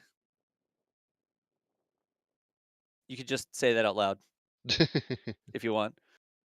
Again, y'all, we're not like a huge team of 50 people doing this production, and sometimes you hear me do camera operator comms with Jack, and sometimes you see us, we lost the signal, oops, let's bring up a Twitter feed. I mean, we're not a massive broadcast team doing this. Right now, in terms of getting you this live feed, Jack is out there with the camera, and I am doing remote production on a bunch of video servers that we've got up in the cloud. And that's all we're using. It's 2 people in terms of bringing you the actual video feed. And then we've got a couple commentators on, Michael doing some of the screen graphics. We've got Chris Gebhardt and Thomas Berghardt both doing some commentary. Your jacket should be pretty close to due west of you, maybe slightly south right now. And it looks like it's continued to turn a little bit more north. Let's see if it's going to go through another turn here. This is good. Continuing to loop a little north. It's through current altitude 44,600 feet and continuing to climb. It's apparently an American Airlines flight, looking like it's. Did that take off? Oh yeah, I've got that up. They are below their altitude right now, but they are almost certainly within the There is airspace closures for these kind of things, for the record. But Oh yes, that's a good point. The airspace closure started at 10 a.m. yesterday. yeah, because they were originally yeah. going to go yesterday and they delayed to today. You're right. Yeah. Yes. Yes, I believe the daily windows open at 10 a.m. Eastern, 8 a.m. local time in New Mexico, which is Mountain Standard Time right now. So the fact that they were off the ground 24 minutes after the airspace closure went into effect, man, they're right on the ball today. It's Yes. awesome. Yeah. And to be clear, though, I'm not trying to suggest American Airlines is like violating the range right now. They Oh, could have no. coordinated with ATC and said, "Yeah, you have time to get through or whatever. No big deal." But So no, I brought that up. It looks. I was going to make the point that if you look at the track, that came out of Chicago. It's headed down to San Jose del Cabo, and you can see the track specifically avoiding Spaceport America and the White Sands Missile Range. One of oh the yeah, they kind of went up to the north Yep. just a little bit. Yep, they didn't fly a direct path that would have taken them like sort of cutting the corner there, and they're still west of Interstate 25. So I just saw that coming through, and I was like, wouldn't it be cool to be on that plane and look out the Right. right-hand window and see this really weird-looking plane flying by with literally a spacecraft underneath it? So NSF company jet for Jack next time. Is that I what I'm mean, hearing? hey, If I had to guess what Jack's doing right now, he's got his big camera pointed at those cell phone towers, and he's aligning his photos. His second camera, which he's taking photos with, he's making sure they're both pointed at the same target, so that when he tracks the rocket, he can see it with both cameras without having to look through both viewfinders. You're absolutely right, y'all. Jack's rig, he's actually running 2 coaxially mounted cameras. He's got a camera for stills, and he's got the live stream camera. And since he's only a single operator out there with one set of hands, he has a mount that allows him to mount both cameras. But when you move, you got to make sure that they're still aligned, basically, so they're both looking at the same thing. If you you toss it to the back of the rover, you boop one of the lenses, and it gets a little bit off. He could see it just fine through his still camera, but the live stream camera may be off. So by getting an objective like this in the distance, he can look through both viewfinders and make sure that both cameras are aligned and locked down into position. You're exactly right, Michael. I told you, Jack knows what he's doing. Yeah, I was trying to figure out why we were not starting to look for it, and then I was like, Jack knows what he's doing. He must be doing something important. And then I remembered that's what he was probably doing. Thomas, how's the track looking? Track's looking good. Holding right around 45,000 feet. I'm not sure if that is the drop altitude or if they're going to climb a little bit more. But they're continuing to fly north, actually slightly northeast now. Kind of coming toward. They're flying away from the spaceport. They've already passed Spaceport America, but they're continuing to fly north and starting to turn a little bit to the east, waiting for a more pronounced turn Okay, before Jack they're is at starting to some sort of look. launch altitude. And it looks like Jackson's scanning mode now. Yeah, we should make beeping noises. Beep, beep. We need like a ping and swoop noise or something. One ping only. Wait, what? Wait, different reference. Different reference. I hope we don't see any submarines today. Confusing, honestly. Again, y'all, we're not sure what the visibility is going to be here. We don't know what we're going to see. We may not see anything. We may just see contrails. We're not exactly sure Yeah. what we're going to be able to see. Jack is out there trying to acquire the aircraft. We're providing him with some real-time tracking information so that he's just got information on which direction to look and that sort of stuff. Now, if I'm not mistaken, I did some math here, and at 10... Where did we get that at? 10:33. Virgin Galactic posted that it was about 45 minutes of Is that a climbing. different plane? Or is Oh, that the one we want? That might be American. Hold Jack, is on. that going south or north? If that's going south, that's that I think American. it's American. That's Yeah. the American plane. Yeah. Well, 'Cause you that can if wave to some people from Chicago if you'd like, but that's not the. So it should be to the northwest of that, Jack. Mostly northwest, and the contrail should obviously be going north. Again, just And scanning the skies. we're scanning the skies because we are definitely at the opening of that 45 minutes after takeoff window at which the release is expected. So just standing by. I'm watching the Virgin Galactic feed. Sorry, their Twitter feed as well, Yeah. just to make sure. Thomas, do you think they're gonna turn south to face the spaceport before they That release? would be my bet. I mean, if they launched right now, VSS Unity would fly a pretty far distance away from the spaceport, which is a bold strategy. I would guess that it's going to be a turn to the south and then a launch, is my Yeah, guess. But again, that's what I would think, but I'm not an yeah, aviation expert like this you. is the first time they're doing a space flight from this spaceport. I don't know what their exact flight profiles are going to look like. Yeah, so we're just going to continue scanning the sky. Jack's going to see what he can see. This is tough for me because I'm not sure if we're actually getting video. We need the camera to be sending me a little animated bug or something like that. Right. Yep. There you go. There we go. Okay, thank you. We do have video. Thank you, Jack. So confirm that is actually. Oh, hey, the record.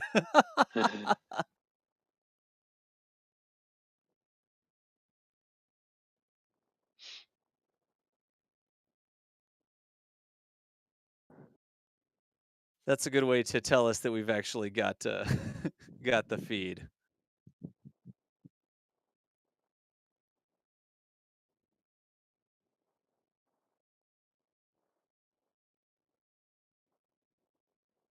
Okay, I'm looking at some maps here, and I have confirmed. All right, so the flight restriction is actually slightly south of where they are right now. So yeah, it's definitely going to be a turn to the south before releasing the spaceplane. Because right now they're not in the actual drop zone, at least according to their flight restrictions.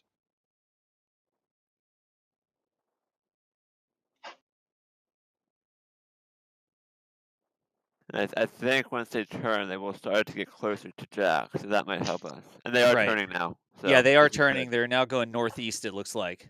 They actually should be coming closer. They're Okay, coming back good. from the mountains. We've got. I'm in a window of blue sky. There's a window of blue sky above me, but there's sort of clouds all around. So your view might end up just being white. But at the very least, landing should be cool. So Yeah. fingers crossed for landing shots at the very, very least. But doing what I can out here. Yeah. Jack, Jack, will you need to relocate for landing, or is this where you're going to see landing from? Just so we know. he's going to have to relocate for I'm landing. going to relocate back to where I was when we started. It's going to take me Okay. about 10 minutes. Yeah. Okay, copy. Jack, from your camera view, try to get eyes to the right a little bit. A lot of people saying that they thought that they saw a contrail to the right of your camera, but that may be into the clouds you were talking about. I'm just passing on. There are 10,000 eyeballs looking at this feed right Right, now. yeah. It's 5,000 times 2. But a lot of people looking at this and see if we can use some of our remote production crew here, just scanning the People are skies. saying there, but I don't.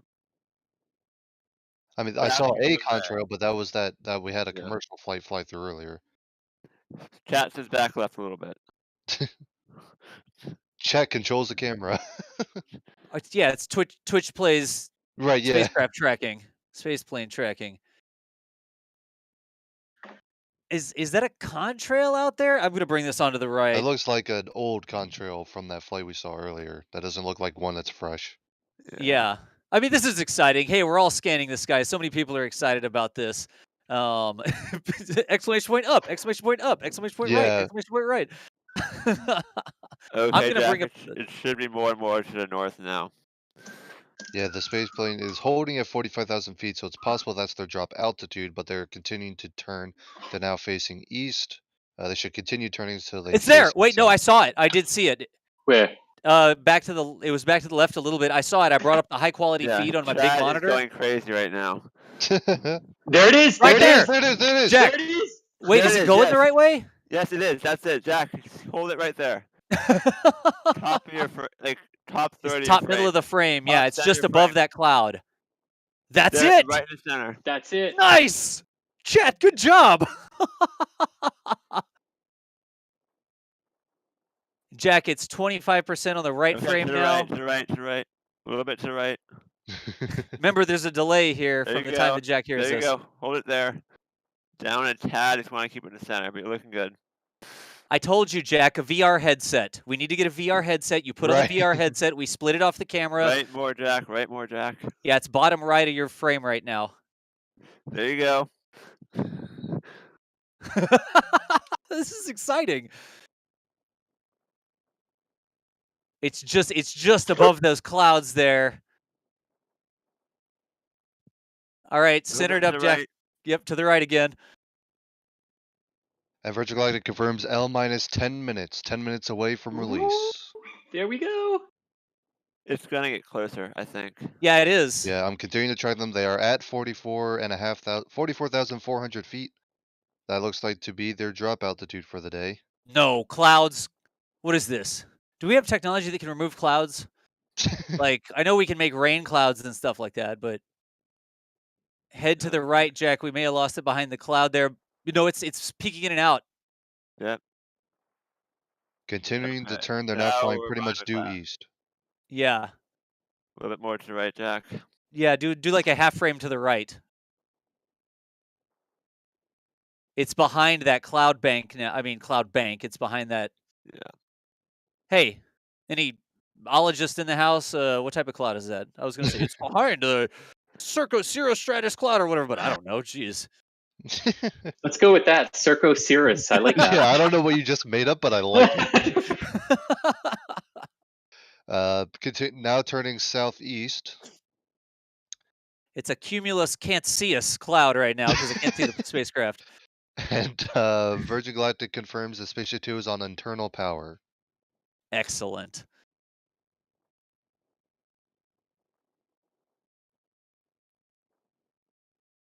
And it is definitely turning to the south, Jack. When it comes in, I don't know if you have a compass, but it's going to be just about due north of you. The road you're on basically runs north-south because out there in New Mexico, the road engineer folks get bored and they just put down a ruler and they draw a line. And that's where they put the road, just a massive straight road. But the road, that main road you were driving on runs due north-south. And judging by that road, if you're looking directly aligned with the road, it should be in that area. Just scanning the skies, but we did get that cloud bank, y'all. It's an on-streamus cloud. It's a Stratus on-streamus cloud. All right, VMS Eve and VSS Unity now flying south-southeast back towards Spaceport America. Continuing to hold at 44,400 feet.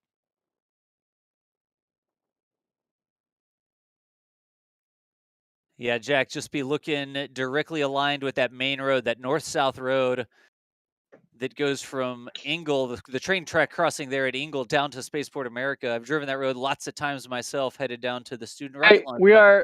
we are go for camera audio. If you We're want. go for camera audio. Okay. I Do you don't think know that we'll hear anything, but if you want it, you can have it. Okay, good deal. Feel free to ask us. I'm going to keep you on real time for now. If I see anything on the screen, I will bring up the camera audio so that you can ask us questions if you need on real time. Okay. And according to that, Yeah, and go ahead, Jack. keep telling me if chat is saying they see it, because that entire time I could not see it. Right. It was completely guesswork on my part. It's I'm not gonna kidding. come out above that cloud bank, I think, Jack, on top of it. And of course, we'll hopefully see the bright flash of a rocket motor, which will help Jack see it. But based on that Virgin Galactic tweet of an Virgin Galactic confirms L minus 4 minutes. 4 minutes from release. Okay. Excellent. I'm starting to wonder if it could be higher above where we're looking right now. I'm not positive, just based on how quickly they're coming south right now. The pilots of VSS Unity are on their internal oxygen supply at this point. Yeah, a lot of clouds. It's gonna be difficult. Yeah, it is. This is going to be super difficult. Hopefully, we get a big contrail that helps them get eyes on it. Because the contrails are like huge arrows in the sky when you're doing Right. this, and you just follow the contrail to the end, and then you find the plane. So Weather is not looking in our favor, but we'll try. Or Jack will try at least. I also brought a telestration online so that if it appears as a dot, I can circle it real quick, then switch back to the raw video. Good. It looks like the carrier aircraft has ended its turn. It is now on the launch heading. It's gonna be right above Jack, or at least close, I think. It's currently. It's coming right for him. I'm going to tell you how many miles north of Jack it is right now. Stand by. Yeah. north of that range. It's still 27 miles north of Jack. There's the bend in 25.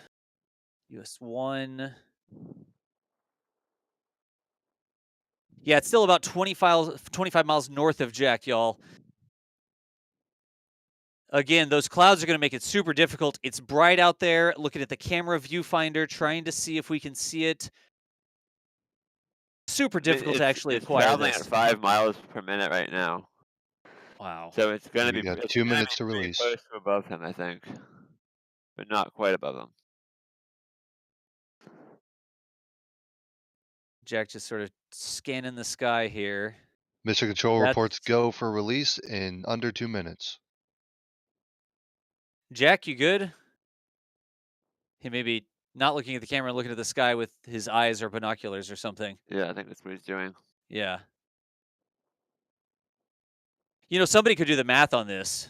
Another lesson learned here. We could have done the math and said it should appear at this angle at this range. You know what I mean? Yeah. Now that we've seen a flight profile, that would be easier. Yeah. Jack, Okay, this we thing's are going to now come right over the top of you. less Yep. than 1 minute away. I would just point straight up, Jack. I mean, if the road was a runway, this plane could be lining up to land on that main road next to you.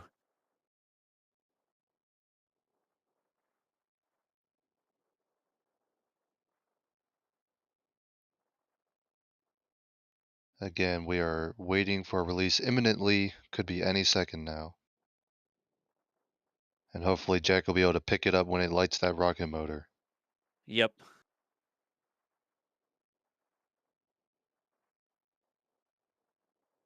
One minute till release. 1 minute.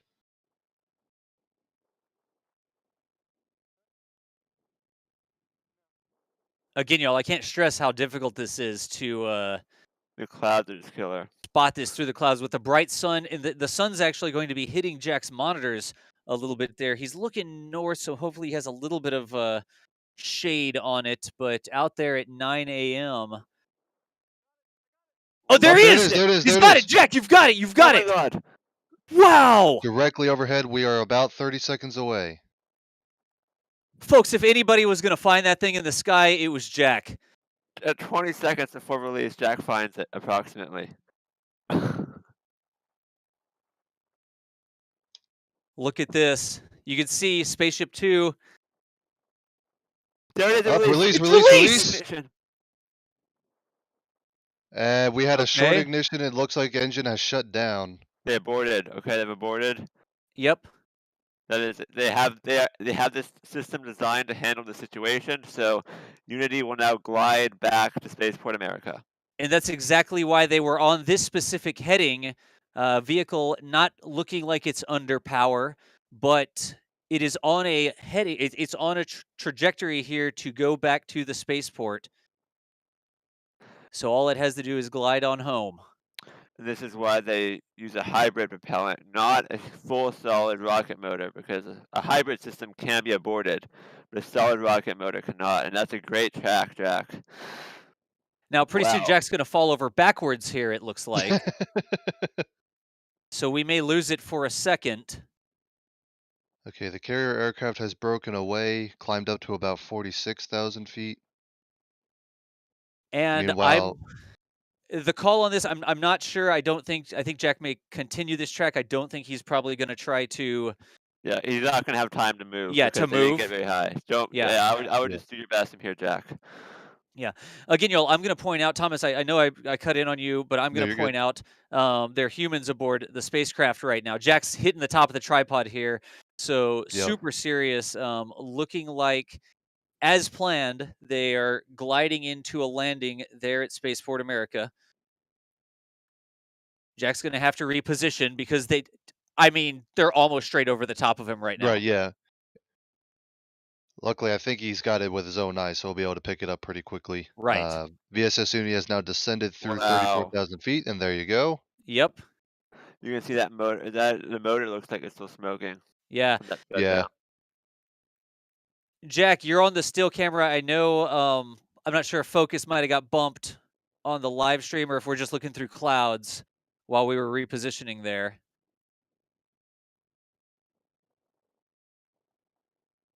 That looks better. You've got it though. Let's see here.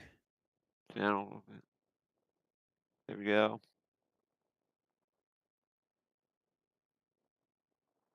Yeah, it's hard to tell if that's engine smoke or just a contrail. I do think it's probably just residual smoke from the engine.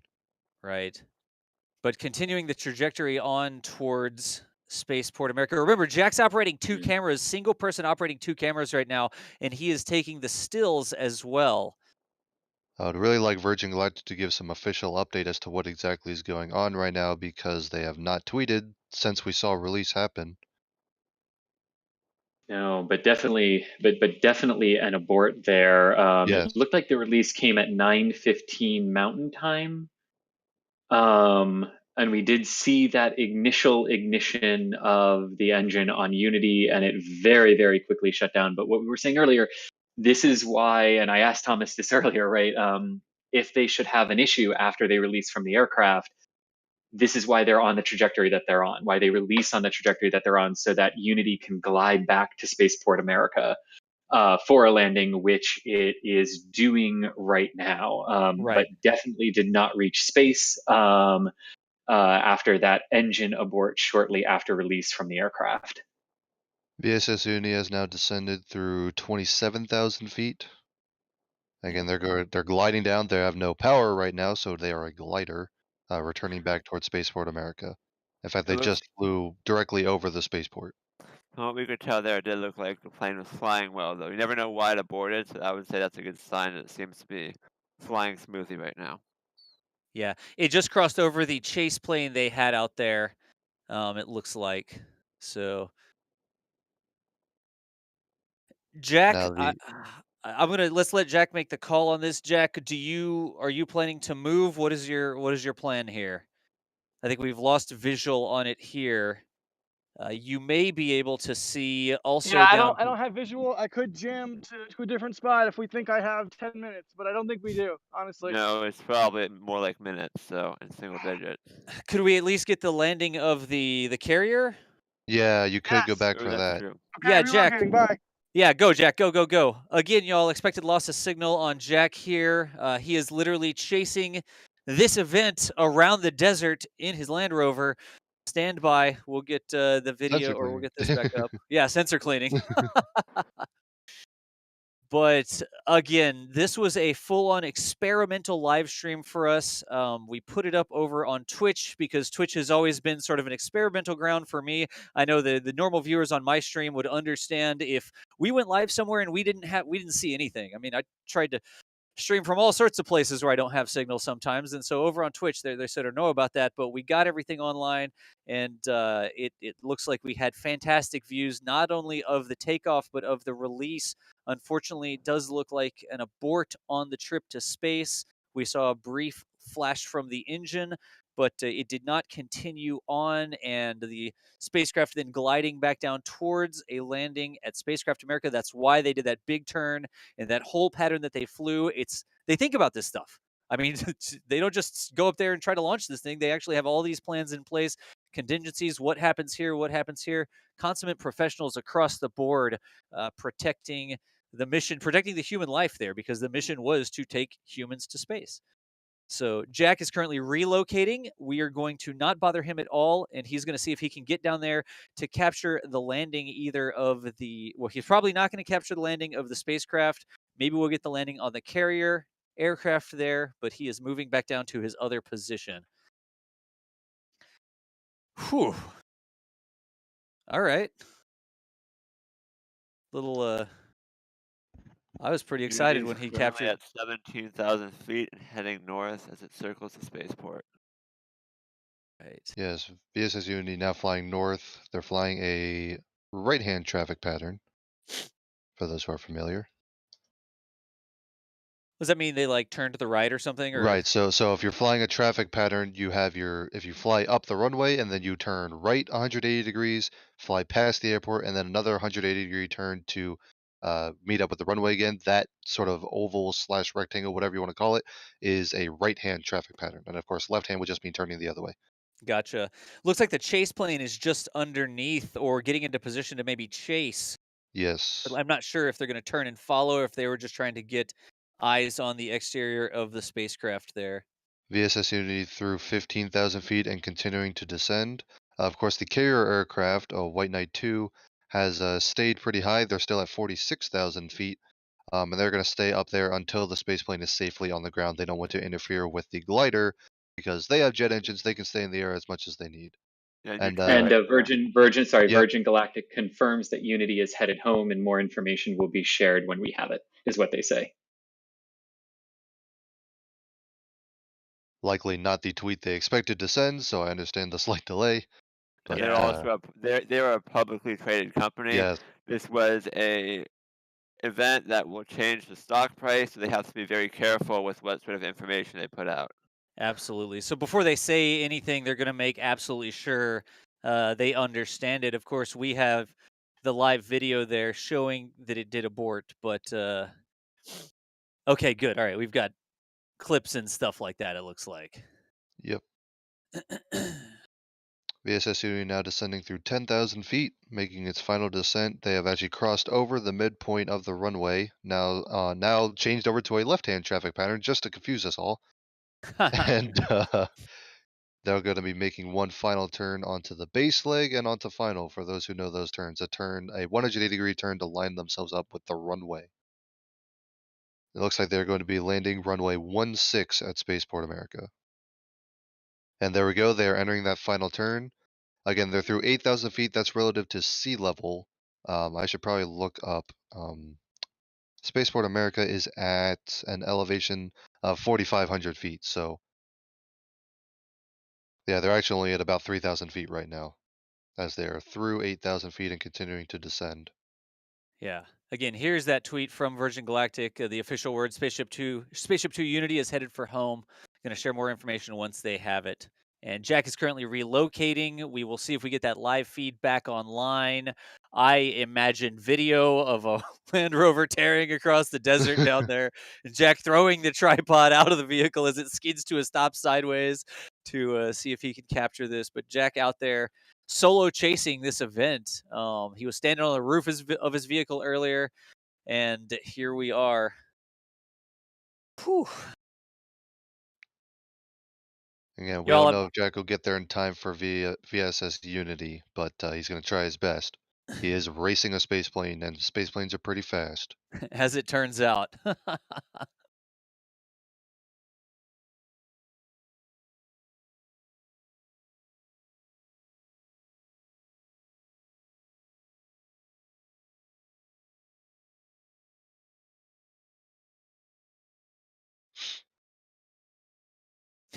Jack needs his own reality show like Storm Chasers. Oh, if Jack had one of the action cams, it would be strapped to the bumper of the Rover right now. We'd have the live feed of him driving, but Jack is getting positioned right now.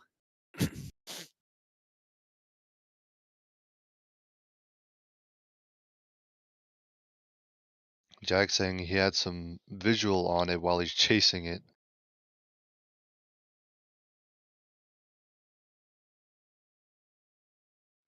And I'm actually just rewinding the video of the actual abort. It looks like the engine ignition sequence began at 9:16 and 50 seconds Mountain Time, and the engine cut off 1 second later at 9:16:51. So a 1 second firing of the engine based on what Jack's camera got. Okay, on our flight tracker, both the chase plane and VSS Unity have gone to a very low altitude, and it looks like we've just lost coverage. There we go. Virgin Galactic confirms touchdown of VSS Unity at Spaceport America. All right, there we go. That's what we're waiting to see. And we'll stop. VSS Unity has come to a stop on the runway.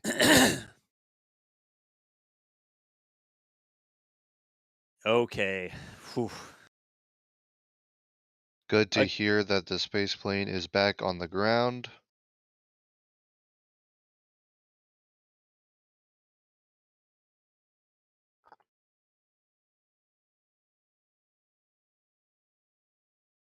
And I think Jack is still getting in position. Again, not sure we're going to have any other views here, we will see. That's Jack's call on. I mean, no matter what happens from here, I think our Better Than Nothing live stream was definitely better than nothing. Jack Yeah, did a I great job agree. so far. Yeah. Again, y'all, we did not know. We didn't have time to test this in advance. I'm a stickler for our production quality a lot of the times, and if I didn't want to spool up a live stream and notify 200,000 people on YouTube and us not even have a video signal, or us have a completely unstable video signal that wasn't going to work at all. So we spooled it up as a members only stream on YouTube just to have it there. And then we also spooled it up as a public live stream on Twitch because it was an experiment for us. We did not know what we were going to get or whether we'd have anything to show you. And we didn't want to send out a ton of notifications and then have a bunch of people be like, oh, what is this? Geez, they don't know what they're doing. So I made that call myself this morning on just keeping it to a small experiment on my Twitch stream, which normally has 160 people and currently has 5,500 people watching. So much for that plan. But again, we're not trying to hide this or keep it hidden or anything that we were out there. Did officially communicate with the spaceport, let them know we were there. Jack actually talked with some spaceport folks last night, and they pointed him to where he could go safely onto some public land. And so he was out there setting up, and that's what brought us those live views this morning. But I wanted to make sure. I mean, I don't know how many people would be watching this if we had put it on YouTube, but this was an experiment for us. We did not know what we would or wouldn't be able to capture. Fantastic that we saw the takeoff. That was a massive win. And then Jack got up there and got eyes on the release as well. So a big experiment for us. So that is why we were doing that. But again, to reiterate, that was the confirmation on the screen right here. I wish I could make this bigger. Touchdown, Spaceship 2 Unity, down on the ground. And I think we got a wheel stop as well. Didn't we get that? Yes, Virgin I Yes. did right afterwards tweeted wheels. All right. I'm just retweeting all of these. So Yeah. that is important stuff.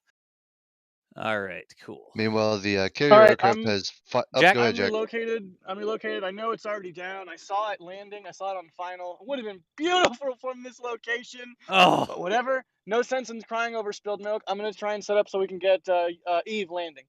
sounds good. Jack, we got the takeoff, we got the release. To quote the immortal Meatloaf, 2 out of 3 ain't bad. So appreciate And we would have had running landing out if it had actually gone to space. Is the other Exactly. thing. We weren't planning on the abort.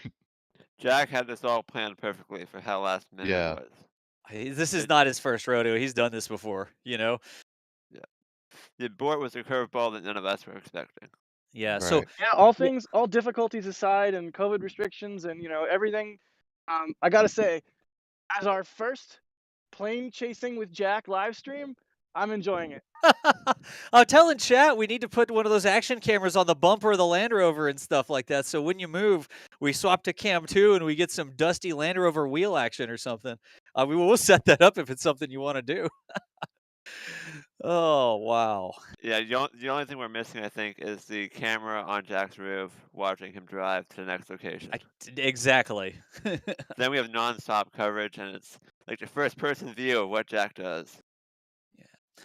Hey, Twitch, Hokey. This is a clip from WB Hokey, one of the longtime viewers over on the Twitch side. Appreciate you helping with that clip there. I've got that to display. I don't know if we also got a takeoff clip, but this was the release. This is a replay. Now that it's safely on the ground, I'm bringing this back up. But here is the replay. This clip, Hokey, thank you so much for clipping that. If we have one at takeoff, I'll replay that as well. But there is the release. We had a little bit of a spark from the engine, but a failure to stay ignited. That was it aborted, it looked like. I say failure to stay ignited. That may be an intentional shutdown. I apologize for that. Yeah, it ignited briefly and then shut down right afterwards. Yeah, exactly. And then the spacecraft still in control. Hey, I just want to kind of ask something here quick, Thomas, about about Unity. The crew would obviously be okay because Unity has to be landed manually, correct? I'm just trying to figure out why Virgin has not said the crew is fine, since they've said the ship touched down and came to a stop. Right, so VSS Unity is manually piloted. It doesn't have, well, it might have some autopilot features, but it can't land autonomously as far as I know. So yeah, totally piloted landing. Again, we don't know exactly what caused that engine shutdown. We did see some smoke from the engine bay afterwards. That could have just been residual from the fact that they, lit a rocket motor. Tends to happen that way. But yeah, we don't know exactly what the issue was, so they could be working technical issues on the ground. We just know that it came to a stop on the runway successfully. Yeah. Again, Okay, y'all, this good. is I the just wanted to replay. point that out. Yeah. Yeah. I'm gonna do this while everybody's still here. I am gonna do this really quickly. Let's get that replay off the stream. We had those live views today because of Jack Byer out there. These are older tweets, but these are some of the photos. He's super busy right now, single-handedly chasing. But right here, go to Jack's Twitter, toss him a follow if you want to keep up with stuff like this. Jack is the place to be for awesome shots. He got some awesome shots of the SN8 test with SpaceX down in Texas.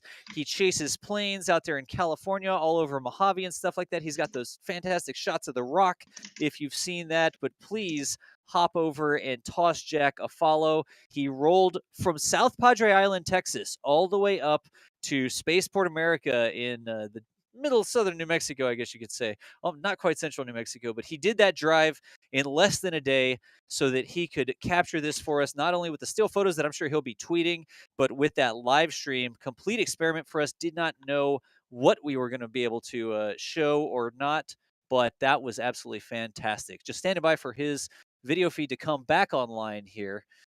And I'm going to see if he needs me for anything. But please make sure you toss Jack a follow. A quick Make sure you update toss. on VMS Eve, the carrier aircraft, which did once wheel stop was announced, they did start descending back towards Spaceport America. They're passing through 43,000 feet now.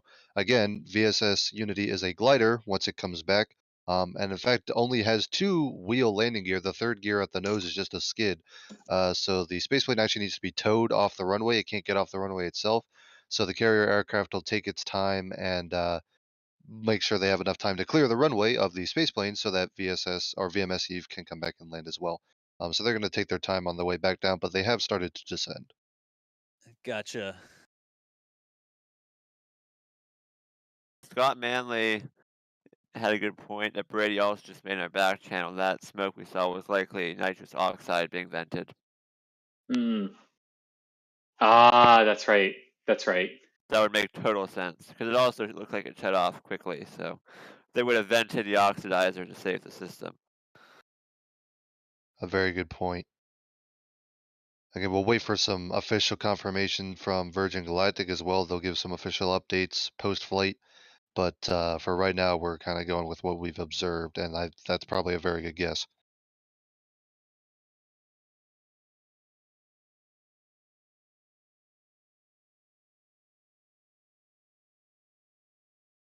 All right, I'm all set up. I'm ready to catch Eve coming back in. I do not have eyes on Unity. And Das, thank you for mentioning people following me on Twitter. That's really nice of you. Oh, If people absolutely. really like what I do, I have a Patreon. I do, you can get full res downloads. You can chat with me on Patreon. I'm thinking about doing a Discord. Bunch of cool rewards on Patreon. So somebody, if they could throw a link in, I guess it's Twitch chat, not YouTube chat, um, but yeah, there's the Patreon. I've got a YouTube channel. I'm gonna start posting more stuff on there, especially jets and aircraft stuff, because I have so much footage from like the Jedi transition and stuff saved up. But yeah, lots of ways to get more aircraft content if this was something you enjoyed today. But for now, I'm gonna keep scanning, looking for Eve. Is it north or south of the spaceport? Oh, never mind. Eyes on it. Stand by. And Jack, your solo is not online right now, just so you know. I mean, get your stills. Don't worry about it.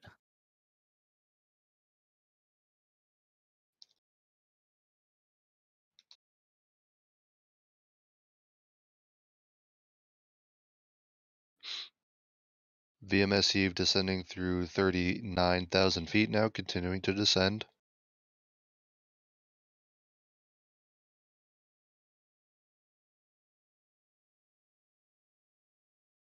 Of course, this is a success to the point where they appear to have brought the spaceplane safely home after an abort. Again, this is a crewed vehicle, so always want to have a huge amount of caution with these flights. Hopefully just a minor issue, and they'll be able to try again for space before too long. But of course, the number one priority is always crew safety with these human spaceflight operations. Yeah, I immediately recognized that as I know I wasn't on comms with you guys, but I immediately noticed that that was an abort as it happened because that is an Right. extremely short burn. I mean, was a little bit of a nail biter. It looked controlled and fine the whole time, but of course, like you just said, Thomas, there's people on it, so it Right. was good to know that it's down safely, that wheels are stopped, and that everything is fine so far. So Eve is currently basically orbiting above me, and these views are going to be awesome. So I'm trying to get this solo booted as fast as here. Yeah, gotcha, Jack. I see it coming up. It's on 480, so bounce the camera for me. Bouncing. 3, 2, 1. Bounced. Should be ready to push whenever. And just standing by waiting for it to acquire that. Yep, I see 1080, so go ahead and push.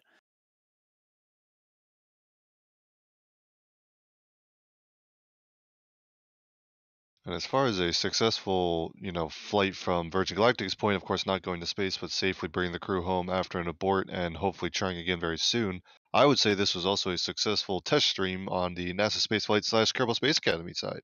Hey, I am good to go.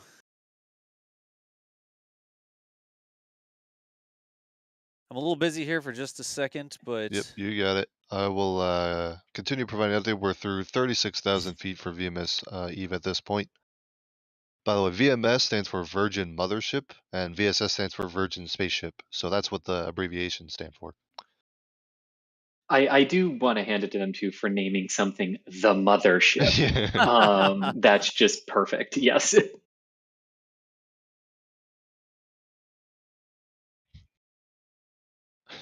Someone just commented on Twitter, D-Tank December strikes again.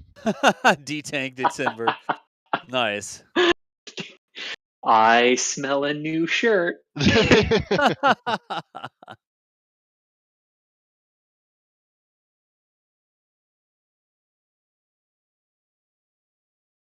All right, VMS Eve now through 35,000 feet. Again, kind of just orbiting the spaceport, slowly but surely spiraling down, giving the ground crews time to tow VSS Unity off the runway, etc.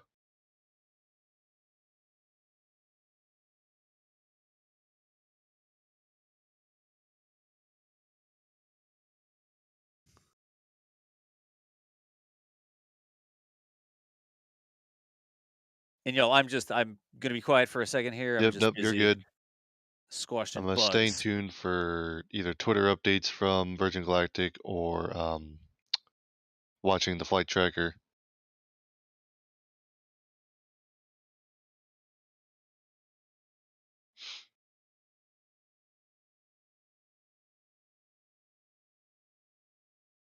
Let's see. Yep, through 35,000 feet, continuing to descend slowly but surely. Unlike VSS Unity, which as a spaceplane and a glider can descend pretty quickly, VMS Eve has to take it a little slower. It's more of a conventional aircraft. So it'll take a few minutes for it to get back down, but it is descending and All returning right. home. And I think we've got this feed back up here. Oh, there There we we go. A go. beautiful Got it. shot. Yep. Jack, we've got your feed. We've got a focus box or something like that on the screen. It looks like you're in a fighter jet with really bad target Really bad weapon tracking. system. There you Yeah, go. with a really bad weapon system. Nice. So yeah, that is VMS Eve on her way home after releasing VSS Unity for an aborted launch attempt today. Jack, this is a gorgeous shot. It is.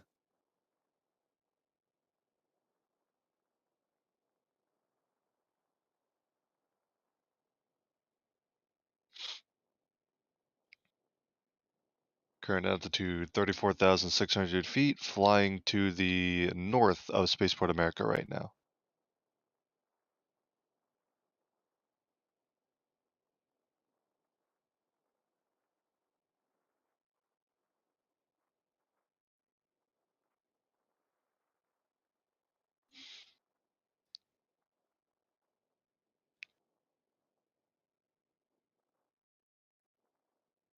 Look at that. That's just a cool plane. Yeah. I One of mean, the unique things you can see in the sky is over that area of the country. Yeah, I gotta say, Burt Rutan knows how to build them.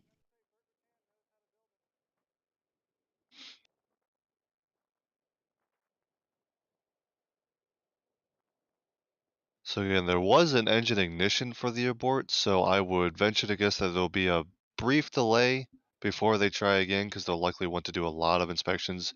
A little bit different than if they had just released and glided straight down without even doing an engine ignition. But hopefully it won't be too long.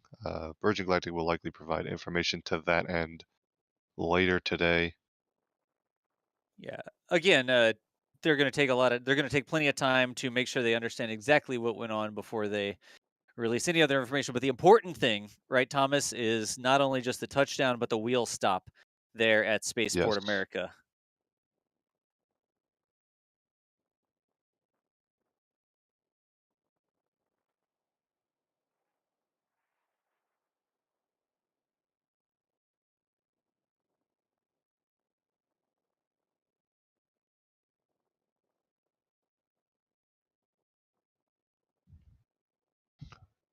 Jack, looks like you're reframing it or something. There you go. There it is. Virgin Galactic now confirms that the pilots and vehicles are back safe and sound. We will update again shortly. So confirmed that the crew is safe. Again, we didn't really suspect a problem, but good to have that confirmation that the crew is A-OK. Yeah.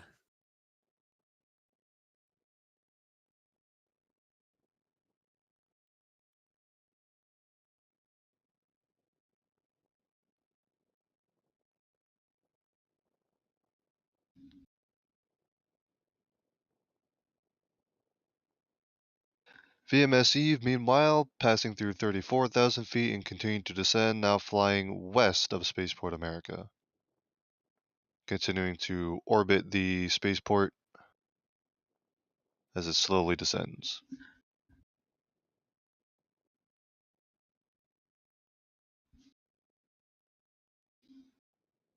Do you have any questions or anything we could answer while we watch this puppy descend? Let's see if I can pull up our back panel, see if we've got any questions that we've been missing. If you do have questions, feel free to put them in chat. Das, do you have the Twitch chat up? Can you get some questions from there maybe, or are you still busy? I think I'm good now. Y'all, we were just dealing with every single time we have this unique stuff we roll out there, we do all this work to bring out coverage like this, and then somebody just steals it, makes a copy of it, restreams it, all this sort of Yeah. nonsense. And working with Jack and getting this camera gear together, and Jack out there in the middle of nowhere, and then for somebody else on YouTube to just steal the feed and then beg for money because they stole our feed. That, you know how we're talking about heart rate monitors going on the stream? You need a DOS blood pressure monitor when stuff like that happens, because it's so much work for us to put this stuff together, and then we take on the risk if it doesn't happen. We've rolled out there and we don't see anything, and then people just sitting back and stealing the content. Y'all, that makes my blood boil. That is absolutely positively ridiculous. So we were dealing with that. Apparently somebody was stealing, more than one apparently was stealing that footage, and already squashed here, but that is absolutely disrespectful. It's just, sorry. Anyways, questions, yes, from YouTube. If you have questions, tag me in chat at whatever my name is over there. Y'all know how to tag me in chat. Just start your question with the word question is how it works there. So here's a question from Quellenor saying, how big is VSS Unity? How many crew does it take to fly? So VSS Unity only needs 2 crew members to fly, 2 pilots. But I believe the passenger cabin can fit like 6 passengers or something like that. Let me see if I can get a firm number on that before I continue just wildly speculating. Hold on.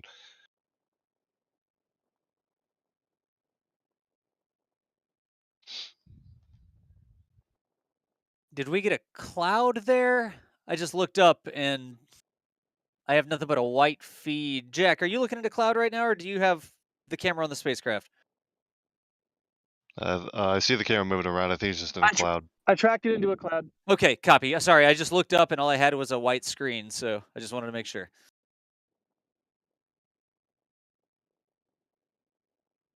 Yeah, so VSS Unity has 6 passenger seats. So 2 crew members, 6 passengers. Up, and there's that contrail. Oh, you can see the shadow from the contrail.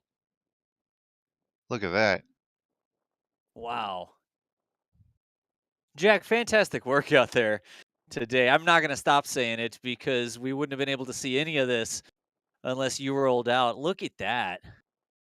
God, without being able to see the aircraft, it almost looks like two planes flying in formation, you Right. know? Yeah. But it's not. It's just those engines slung under each wing. A regular set of engines, it's two under each wing. That's why we get those two contrails like that. And then the middle, of course, is where they sling the spacecraft. Here's a close up of that really quickly. Looks a little bit like this. Let's see here. There we go. There's why you get the two contrails. You got the two engines on either side and the two fuselages. And then in the middle, that's where the spacecraft itself is carried before release. We saw that earlier. And crew back down on the ground. We got confirmation of both wheels down and touchdown and wheels stop at Spaceport America. So that definitely lets us all breathe a sigh of relief. Yeah. Human beings And aboard both of the spacecraft, right? yeah, and a separate confirmation after that that the crew is safe Okay, afterwards. So good. Thank you.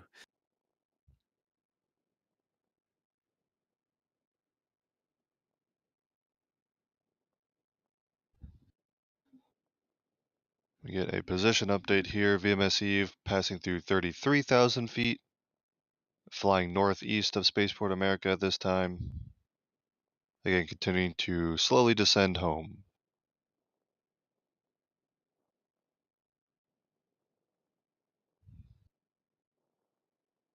So I got a couple other questions here. Yeah. Let's see. Try to get. There's a lot of questions. There's a lot of questions that aren't relevant to this. I'm trying to get questions that are relevant to this. Um, let's see here. Do we know? Are there any alternative landing zones?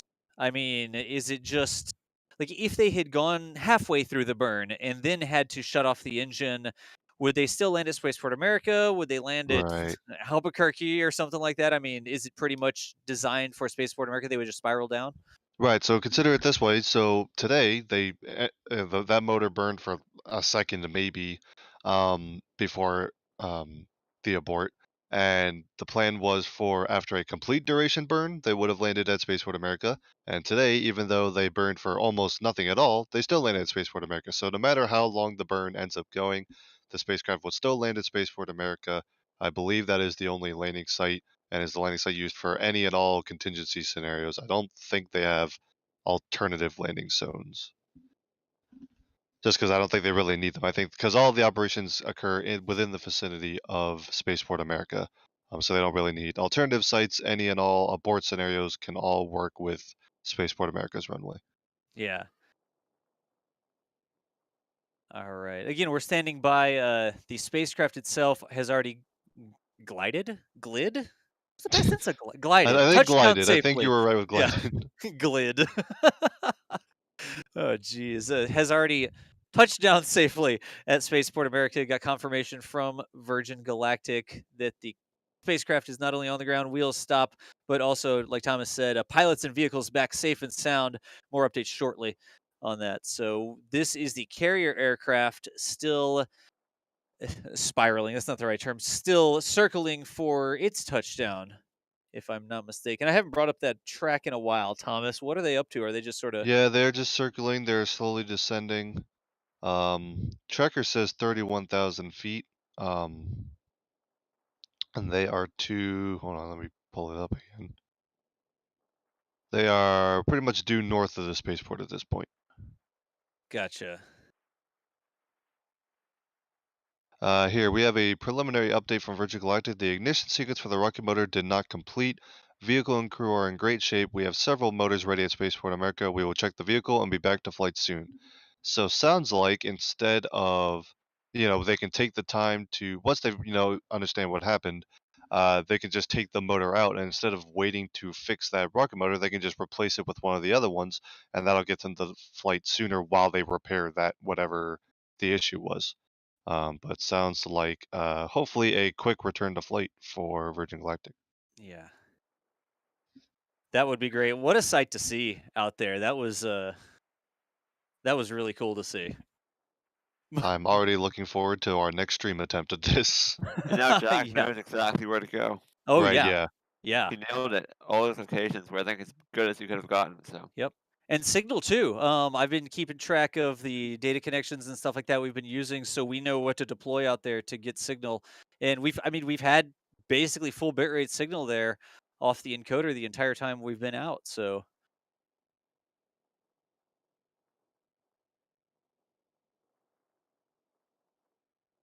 hey, Jack, if you can hear me, just so you know, it does look like the encoder is on internal power and the battery has just crossed about half. I don't think it's going to be an issue, but just be advised that you are on battery internal power on the video encoder.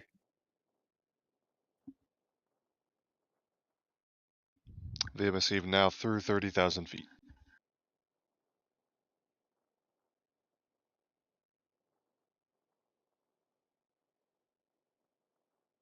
It's interesting, and if you look at the track, and again, I think we're going to revisit the idea of showing this on our streams as well, but the track is very not, like, it's not very uniform. They're kind of just flying around in random circles. I'd bet that this is all manual flying, and the pilots are just kind of slowly but surely circling down and just kind of, not in any sort of pre-planned fashion, just kind of hand flying it down, having a good time.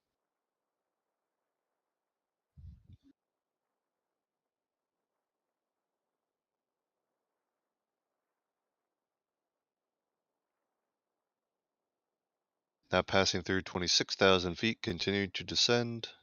And again, field elevation for this airport is about 4,500 feet. So they're only about, now passing through 25,000, they're only about 20,000 feet above the ground. It's an important distinction to make.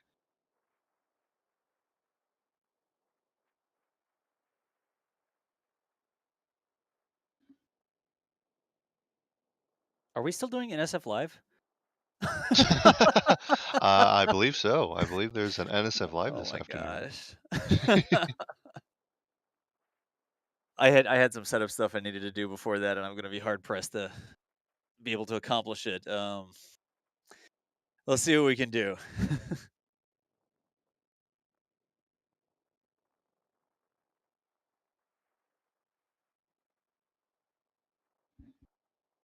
It looks like VMS Eve keeps flying directly over Jack because he keeps having to reset the tripod or whatever. VMS Eve now through 21,000 feet.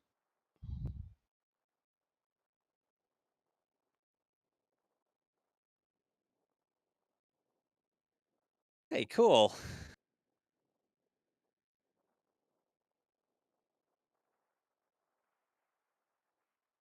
Huh. Stand by.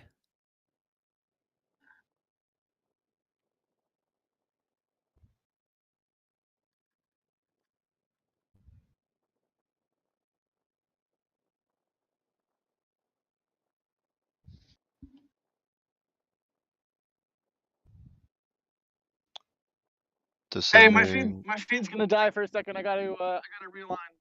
Okay, copy. Descending through 17,000 feet.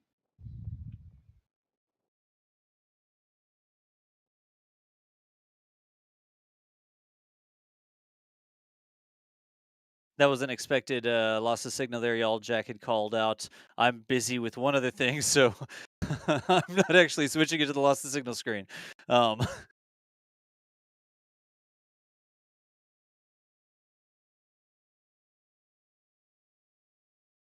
ay, ay, ay, ay, ay.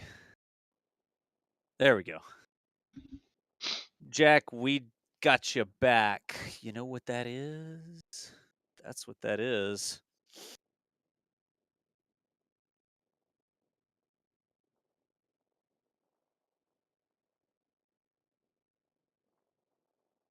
I lost the aircraft. I'm trying to reacquire. Copy, Oh, Jack. I Sounds see it. good.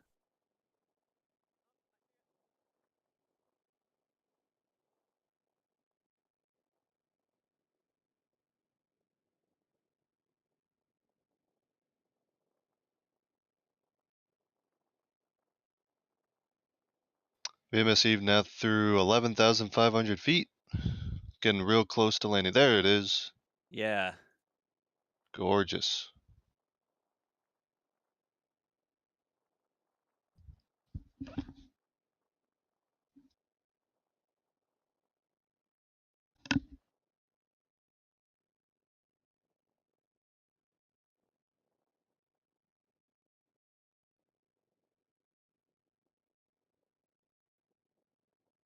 The machine now looks to be entering the traffic pattern. They're at 10,000 feet, which is about 5,500 feet above the airfield. Entering a left-hand traffic pattern. You're all going to become aviation experts by the end of this, by the way.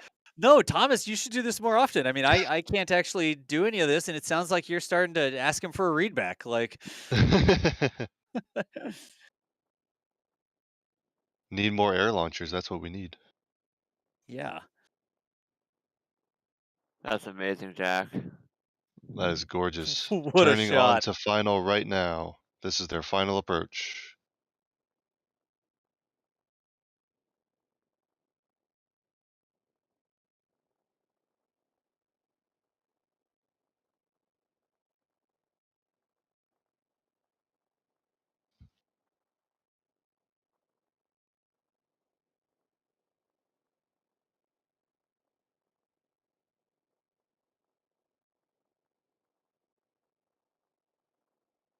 Lined up for final now. Below 7,000 feet. And as you can see, that's only a couple thousand feet above the runway, and they're continuing to descend. Welcome home.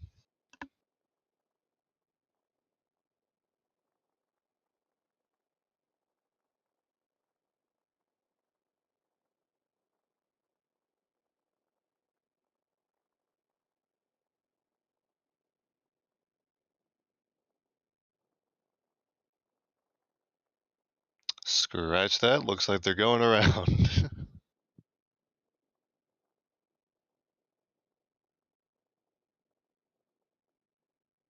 Yeah, aborted that attempt. They're going to go around and try again. Right. Looked like they might have been a little high and fast for that one. All still good there, though. It happens, right? Yeah, you can always go around. But yeah, and that is a key difference though between the spaceplane VSS Unity and the carrier aircraft. The carrier aircraft has jet engines that can just throttle up and go around again. The spaceplane only really gets one chance.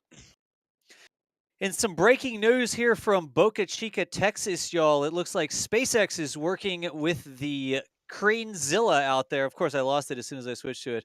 We'll get back to that in just a second. But SpaceX, there we go, has taken that large crane over to the high bay, and you can see in the high bay SN9 there, looking like they are going to work to right that. Of course, yesterday, that big breaking news that SN9 had tipped over inside of the building. And so what you're seeing there is a live feed from Boca Chica, Texas, as they've approached that high bay with the crane. And that is one of our robots stationed over there in Boca Chica, just watching what's going on. Doesn't look like the crane is quite into the building yet. Not sure exactly what they're going to do, but did spool that up and didn't even tell anybody else at NASA Spaceflight that I was doing it. But there you go. Live from Boca Chica as well. Oh my gosh, it still says Jack at South Padre Island. That is a Whoops. long lens. Yeah, I was gonna say that's a long lens you Whoops. got there, Jay. I'll fix it. The perils of trying to one person do this. I'll resolve that. He is not at South Padre Island.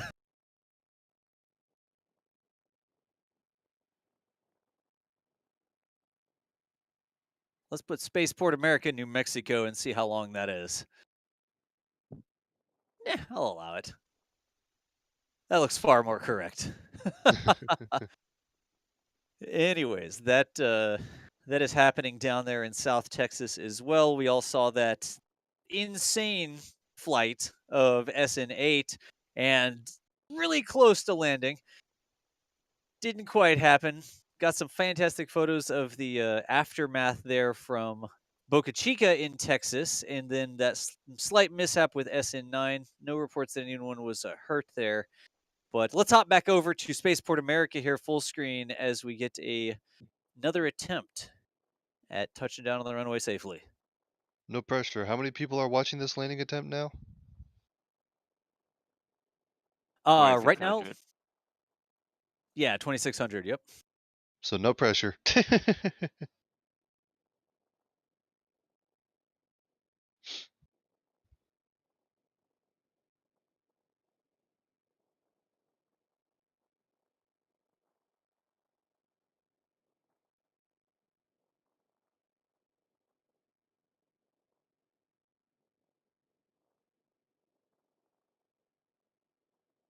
Looking better this time, Thomas? Looks like a little bit. It's hard to tell where exactly the runway is, I know from Jack's vantage point, but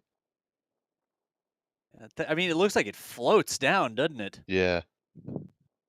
It's also possible that first go-around was actually intentional. Sometimes that's just standard procedure. Depends on how exactly the airfield works and things, but Gotcha. I've seen them do low passes like that a lot. yeah.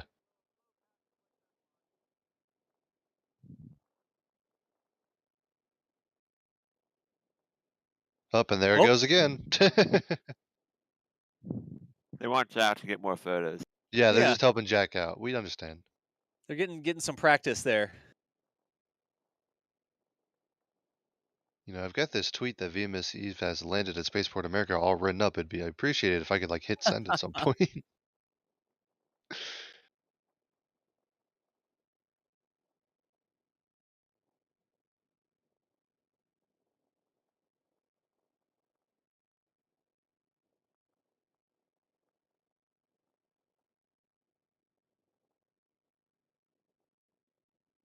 Is it turning the other way this time, Did we? Jack? Yeah. Did we turn the other way? I mean, it looks like Jack's gonna have to do a 360 here if this is the case. Looks like it'll fly closer to Jack then, right? Yeah. Oh yeah, I'm curious what's happening here. Right over the top of them. Is it Evidence windy? that they want better Jack Buyer photos is mounting. Jack, is it windy out there? Is it still? How are the conditions? Do you want a smooth track or do you want a weather report? Fair enough. Fair enough. I mean, the track is so smooth. If I had to guess, it's not too terribly windy because you're not getting blown around. It looks like so. Maybe you're just absolutely straight up professional at this. But if it was super windy, It's actually wind is picked up quite a bit. I don't know if you can hear it on my audio, but it's pretty windy. let's check in with the wind noise here. I haven't been pushing that, but we can. Oh my God, this beautiful aircraft is pointed right at me. Oh my God, this beautiful aircraft is pointed right at me. The comment's so nice, I played it twice. Yeah, you can hear the wind on the camera microphone there. We don't need to pipe that in anybody's ears. Jack is having a freak out internally right now, I can tell you that.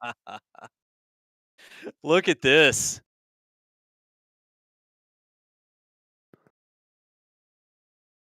Jack, I know this is your bag. I know you can hear me. Don't worry about the live stream right now. Get all those beautiful shots that you get when you've got an aircraft showing off for you like this.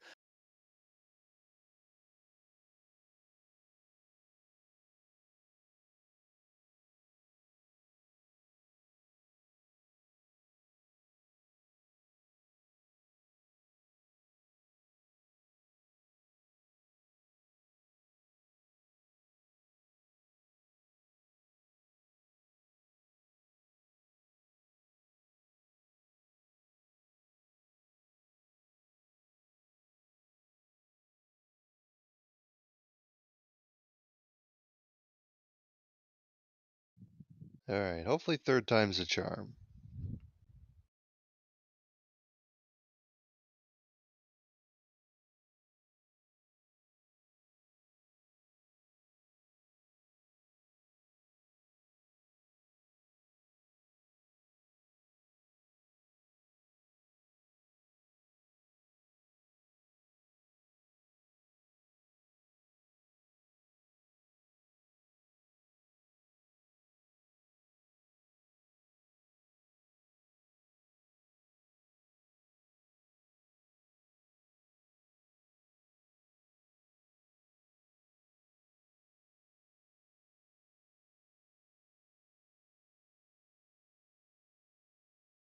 They go around again? Oh my gosh. They're practicing. Yeah. I guess. Hey, I'm not complaining. I'll just watch this plane fly in circles all day. I don't know. Hey, I just Josh, added. Go ahead. I know you said you had some live stream stuff to do, so we can kill this at any time if it's going to just be circling for a while. Hey, Jack, it's up to you. You made the trick all the way out there. It is absolutely up to you. I don't have enough time to do what I was doing because it was basically tear everything down and do it again from scratch. So there's no way I could get that done. Don't worry about my availability. I appreciate you looking out.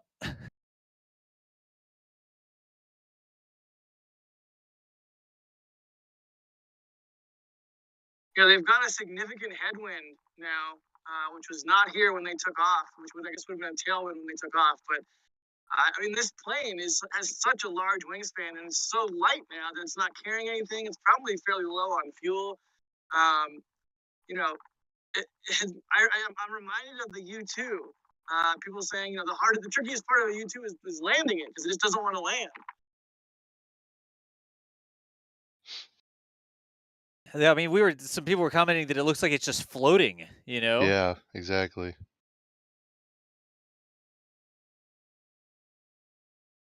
This is definitely one of those unique aircraft that doesn't quite handle like the standard aircraft. It's got all that wingspan because it needs to carry all that weight when it's carrying another space plane underneath of it. And VSS Unity doesn't really generate a whole lot of lift on its own. It's mostly meant to just barely glide back to the runway. So it's not really kind of carrying its own weight on the way up.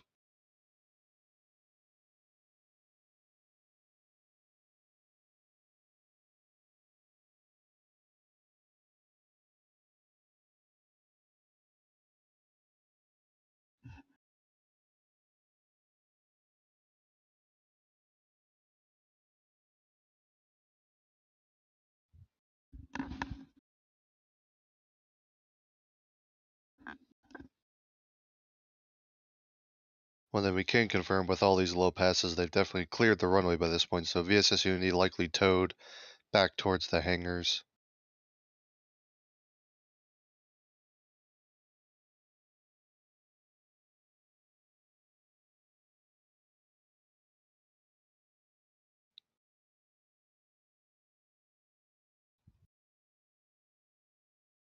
And there is a theme with seeing unusual aircraft on NASA spaceflight streams recently. We were tracking WB-57s earlier this week. And now we got White Knight 2. That's what happens when you give Jack a broadcast Yeah, encoder. that's why when we get Jack involved, that'll happen. I am not complaining, that's for sure. Me Again, y'all, neither. massive thanks to Jack Beyer, one of our live stream hosts, commentators, videographers, live stream camera operator now, for going out there. Here is his Twitter account. This is actually an old tweet from a while back out at Mojave. And that is a Twitter account you want to follow if you like this sort of coverage, you like playing videos. We'll see if we can spool up some more live streams like this. But make sure you toss Jack a follow over there. Again, twitter.com/thejackbeyer.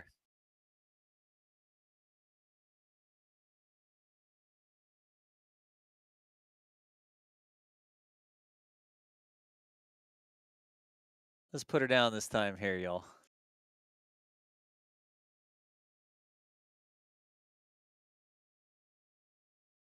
And again, we're not on Spaceport proper. We did communicate with the Spaceport and made contact with them yesterday as well. And they pointed out a place that we could go. It's just a public area.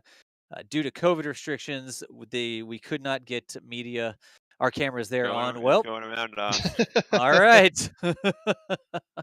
Stay live. They want us to stay live. Okay. At this point, I feel invested. You know, like yeah. I Now feel. now we have to stay till they land. Yeah. My hands are so cold.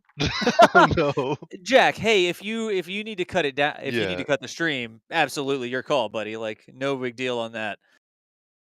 You're driving out there, you've got I mean, if you wanted to cut the stream, we couldn't do anything about it. You could just be like, "Oh, I turned the camera off." So And unfortunately, at these, when it's flying this low, there's not a great amount of transponder coverage there, so the flight trackers aren't even capturing any of this because it's too low at this point. yeah, but Jack, for real, if you want to get back in the warmth of your vehicle, you've been out there. It's now 10 a.m. and you rolled out at like before dark 30, like 6 o'clock or 5 something or whatever time you rolled out. So I know it's 27 degrees Fahrenheit. Woke up at 4. Woke up at 4. I'm fine. I'm definitely not complaining. It's just like, grit your teeth and bear it. We don't got to deal with this much longer. Just don't think about your hands. Don't think about your hands. Well, stop talking about it. I'm thinking about your hands now. Jeez. Yeah, a huge thank you to Jack for getting out there. This is going to be awesome. Yeah. I mean, it already has been Well, yeah, I should absolutely say this has been awesome. it wildly exceeded our expectations. Again, we did not Yeah, put it up on YouTube, not because we were trying to do a sneaky stream or anything like that, but just because we didn't have a chance to get ground truth, test the video gear, test the internet connectivity and stuff like that in advance. We didn't know what we'd be able to see. It was possible we didn't see anything. So we did not want to send out a notification to 200,000 YouTube subscribers. We just crossed over 200,000. I think we're almost at 205 now. Good grief. 203, 200, I don't even know anymore. This is ridiculous. But we didn't want to send out a notification unless we could have a high expectation that we would be able to provide y'all with a quality stream and not just my desktop for 2 hours. So we did not send out those notifications. And then everything has worked out exceedingly well, far better than I had anticipated it would ever work out. Look at this. It looks like two planes flying next to each other. like, yeah, like an air show or something like that, and they just have the wingtips really close. Easy, Tarek. Thank you for saying that. You provide quality, whatever you do, guys. Hey, thank you so much for saying that.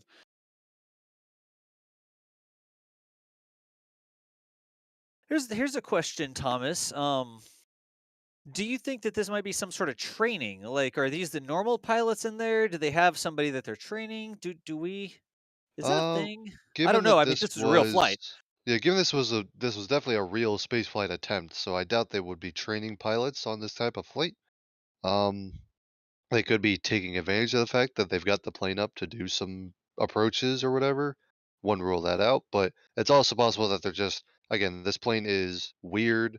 It is even if these pilots are very experienced with this aircraft, I would not I would completely understand if they're just it's difficult to land this thing and they're just taking their time and being careful. One of these times it's going to go below the tree line and not come back up.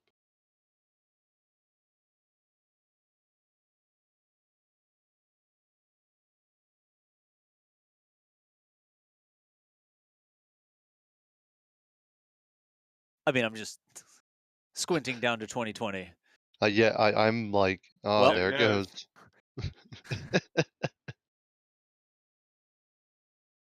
It looks like, is it touching down though? It's hard to tell.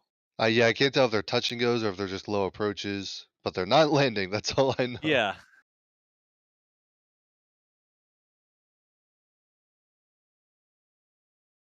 Oh, Space Tuber here. Some people over on the Twitch side, you know something?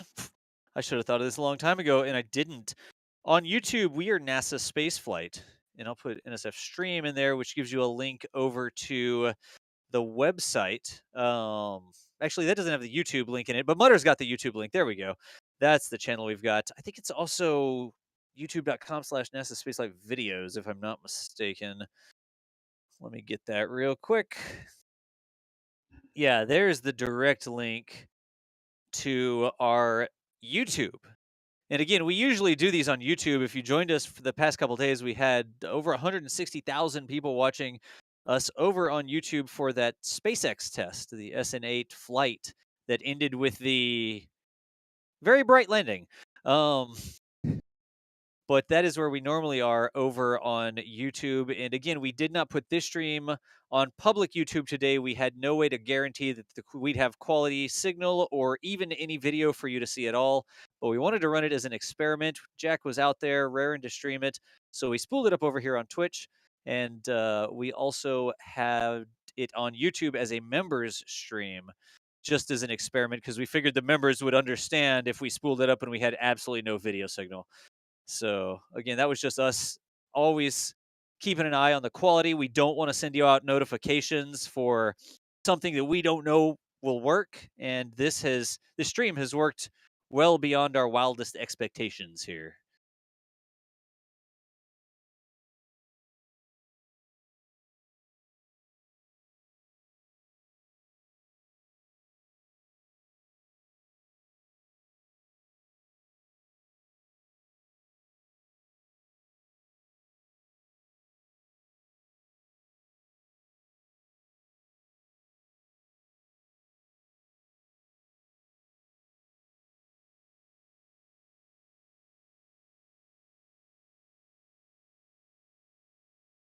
I don't know. Like I said, I feel invested, but if they're doing approach practice or something like that, do we watch the? I mean, I know people would watch the approach practice. Still, 2,500 people watching, but Jack, you need to go get you an Al Burger or something. You ever been to Al Burgers over there? I wonder if it's still open.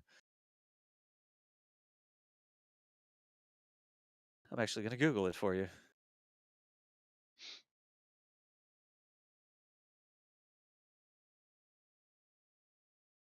It's takeout only.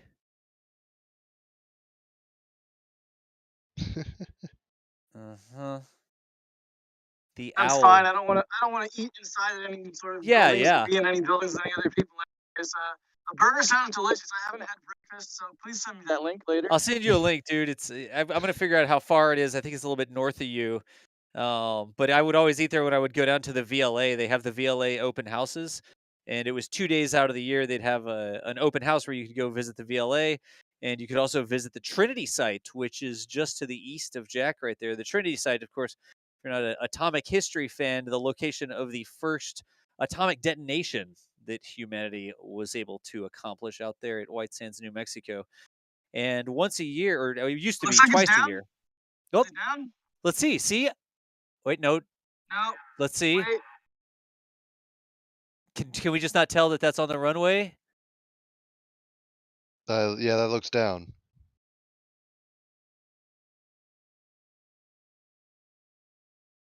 See, I got it Yeah, to land by not paying it's attention too to slow to. Yeah, that's definitely down. it. Ah, good. They were watching the stream and they heard me say, "Okay, let's give one more shot." Yeah. They're like, all right, I guess we'll land. Yeah, I'm getting some ground comms on my radio that makes me think they've landed. So I am going to cooling down here.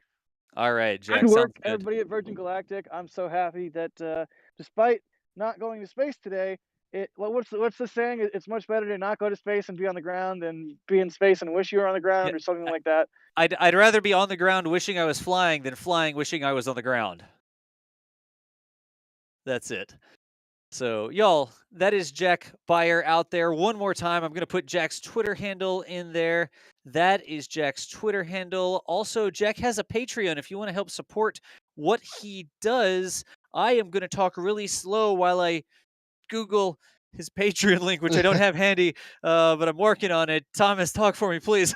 Okay, yeah, a huge thank you to Jack Beyer, who was out there at crack of dawn this morning in New Mexico to get a view of today's aborted launch attempt, but it's still awesome to see and good to hear that everyone is on the ground and safe. Hopefully another attempt before too long, and I think I'm already looking forward to the next one because streaming this has been a blast. But Stand by. yeah, a huge thank you to Jack Beyer out there, bringing this for all of us. And I know this was a test stream. There we go. There it There is. you go. That's what I was trying to do. Sorry about that, y'all. No, you're good. I know this was a test stream. We weren't sure about the signal situation or what we'd be able to see, but I think today has been a resounding success on that front. And I think we'll go with the full-blown normal public stream next time for sure. Oh, Because Jack absolutely. did incredible work today. Yep. Also, we'll definitely reach back out to the spaceport again and see if we can get a little bit closer action to the spaceport for takeoff and landing. Jack is done. Look, given the spot he was able to be today because of the COVID restrictions, Jack did an absolutely fantastic job. And we can just level that up. We'll get maybe another camera, one downrange and then one at the side, or leave a robot at the runway or something. Or there's all sorts of stuff that we'll be able to do. We'll be following Virgin Galactic and looking for that next test attempt. But in the meantime, if you want to keep Jack going, keep him in burgers and Airbnbs so that he can keep up this fantastic work that he's been doing, not only down at Spaceport America, but all the way down in Boca Chica. Toss a link, hop over to his Patreon, buy him. I mean, what? It's $2 a month at the lowest level, $5, whatever it is. All across the board, Jack has done an absolutely fantastic job. I cannot sing his praises enough. I don't even know if he's on comms. It doesn't matter. His I'm ears sick were of it. probably I'm burning. sick of it. Just stop. I'm sick I of hate it. But I'm thank sick you. of it. But really, I'm happy. I'm riding the adrenaline wave of having chased a plane today. I'm excited that I got to see an attempt at human spaceflight from New Mexico. I mean, how often can you say that? Not often until today, once. So Dude. super cool. And yeah, I'm gonna start packing up. I'm going to kill the camera, and thank you everybody for watching, and congrats to everyone at Virgin Galactic for a safe abort today. Yeah. Jack, before you go, do you really mail postcards to people that are patrons at that Yeah, level I mean, too? so like you said, I drove here from South Padre Island, and I'm in New Mexico right now. I'm near the Very Large Array, and like you said, I'm near some atomic history sites. Yes, if you want Oh me to yeah. mail you a postcard from the cool places that I go, Patreon. Get on there, and I will mail you a postcard with a personal note of thanks. Cool. Yeah, sometimes it's a postcard that I like find wherever I'm at. Sometimes it's a postcard that is a print of mine. Yeah, it varies, but you never know what you're gonna get. It's kind of like a grab bag. Yeah. Well, Jack, you're not going to have a choice here to shut down the stream because we've got that battery warning on. So let's go ahead and turn off the camera here. Again, massive thanks to Jack for being out there, folks. If you're watching over on Twitch, make sure you find us on YouTube as well. I put that link into chat. I'll get it again. Make sure you follow Jack on Twitter. Help him out with Patreon, whatever it is. But this is going to be the NASA Spaceflight crew getting ready to sign off. Thomas Berghardt, thank you so much for joining us today and providing all of the air traffic control information. Whatever it was. All good. It was a blast. Thank you so much, everyone, for tuning in, and already looking forward to the next one. This was awesome. Excellent. Also, back in the studio, we heard from Michael Baylor a few times running a bunch of our graphics and stuff like that. Michael, thank you. Yes, and thank you to Jack for that amazing track. We got it. We acquired VSS Unity about 30 seconds before the exciting part, so Jack got it just in time.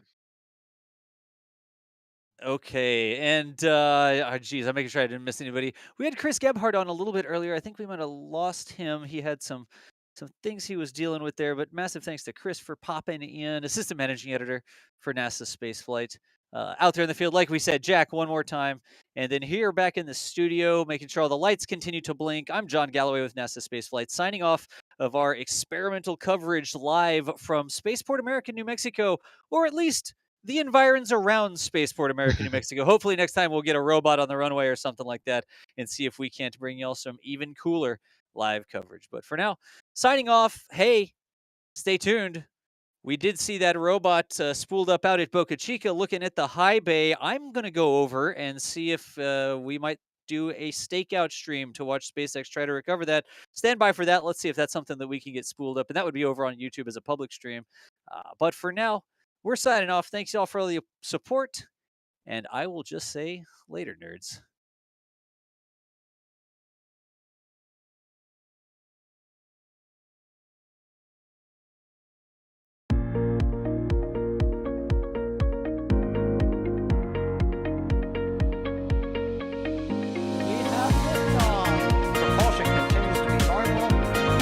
The chamber pressure looks good. Throttling up. Roger, roll, Atlantic. Water towers, fly! Flight downside, FD off. Yikes. You bet. Concur. We don't need any more of these.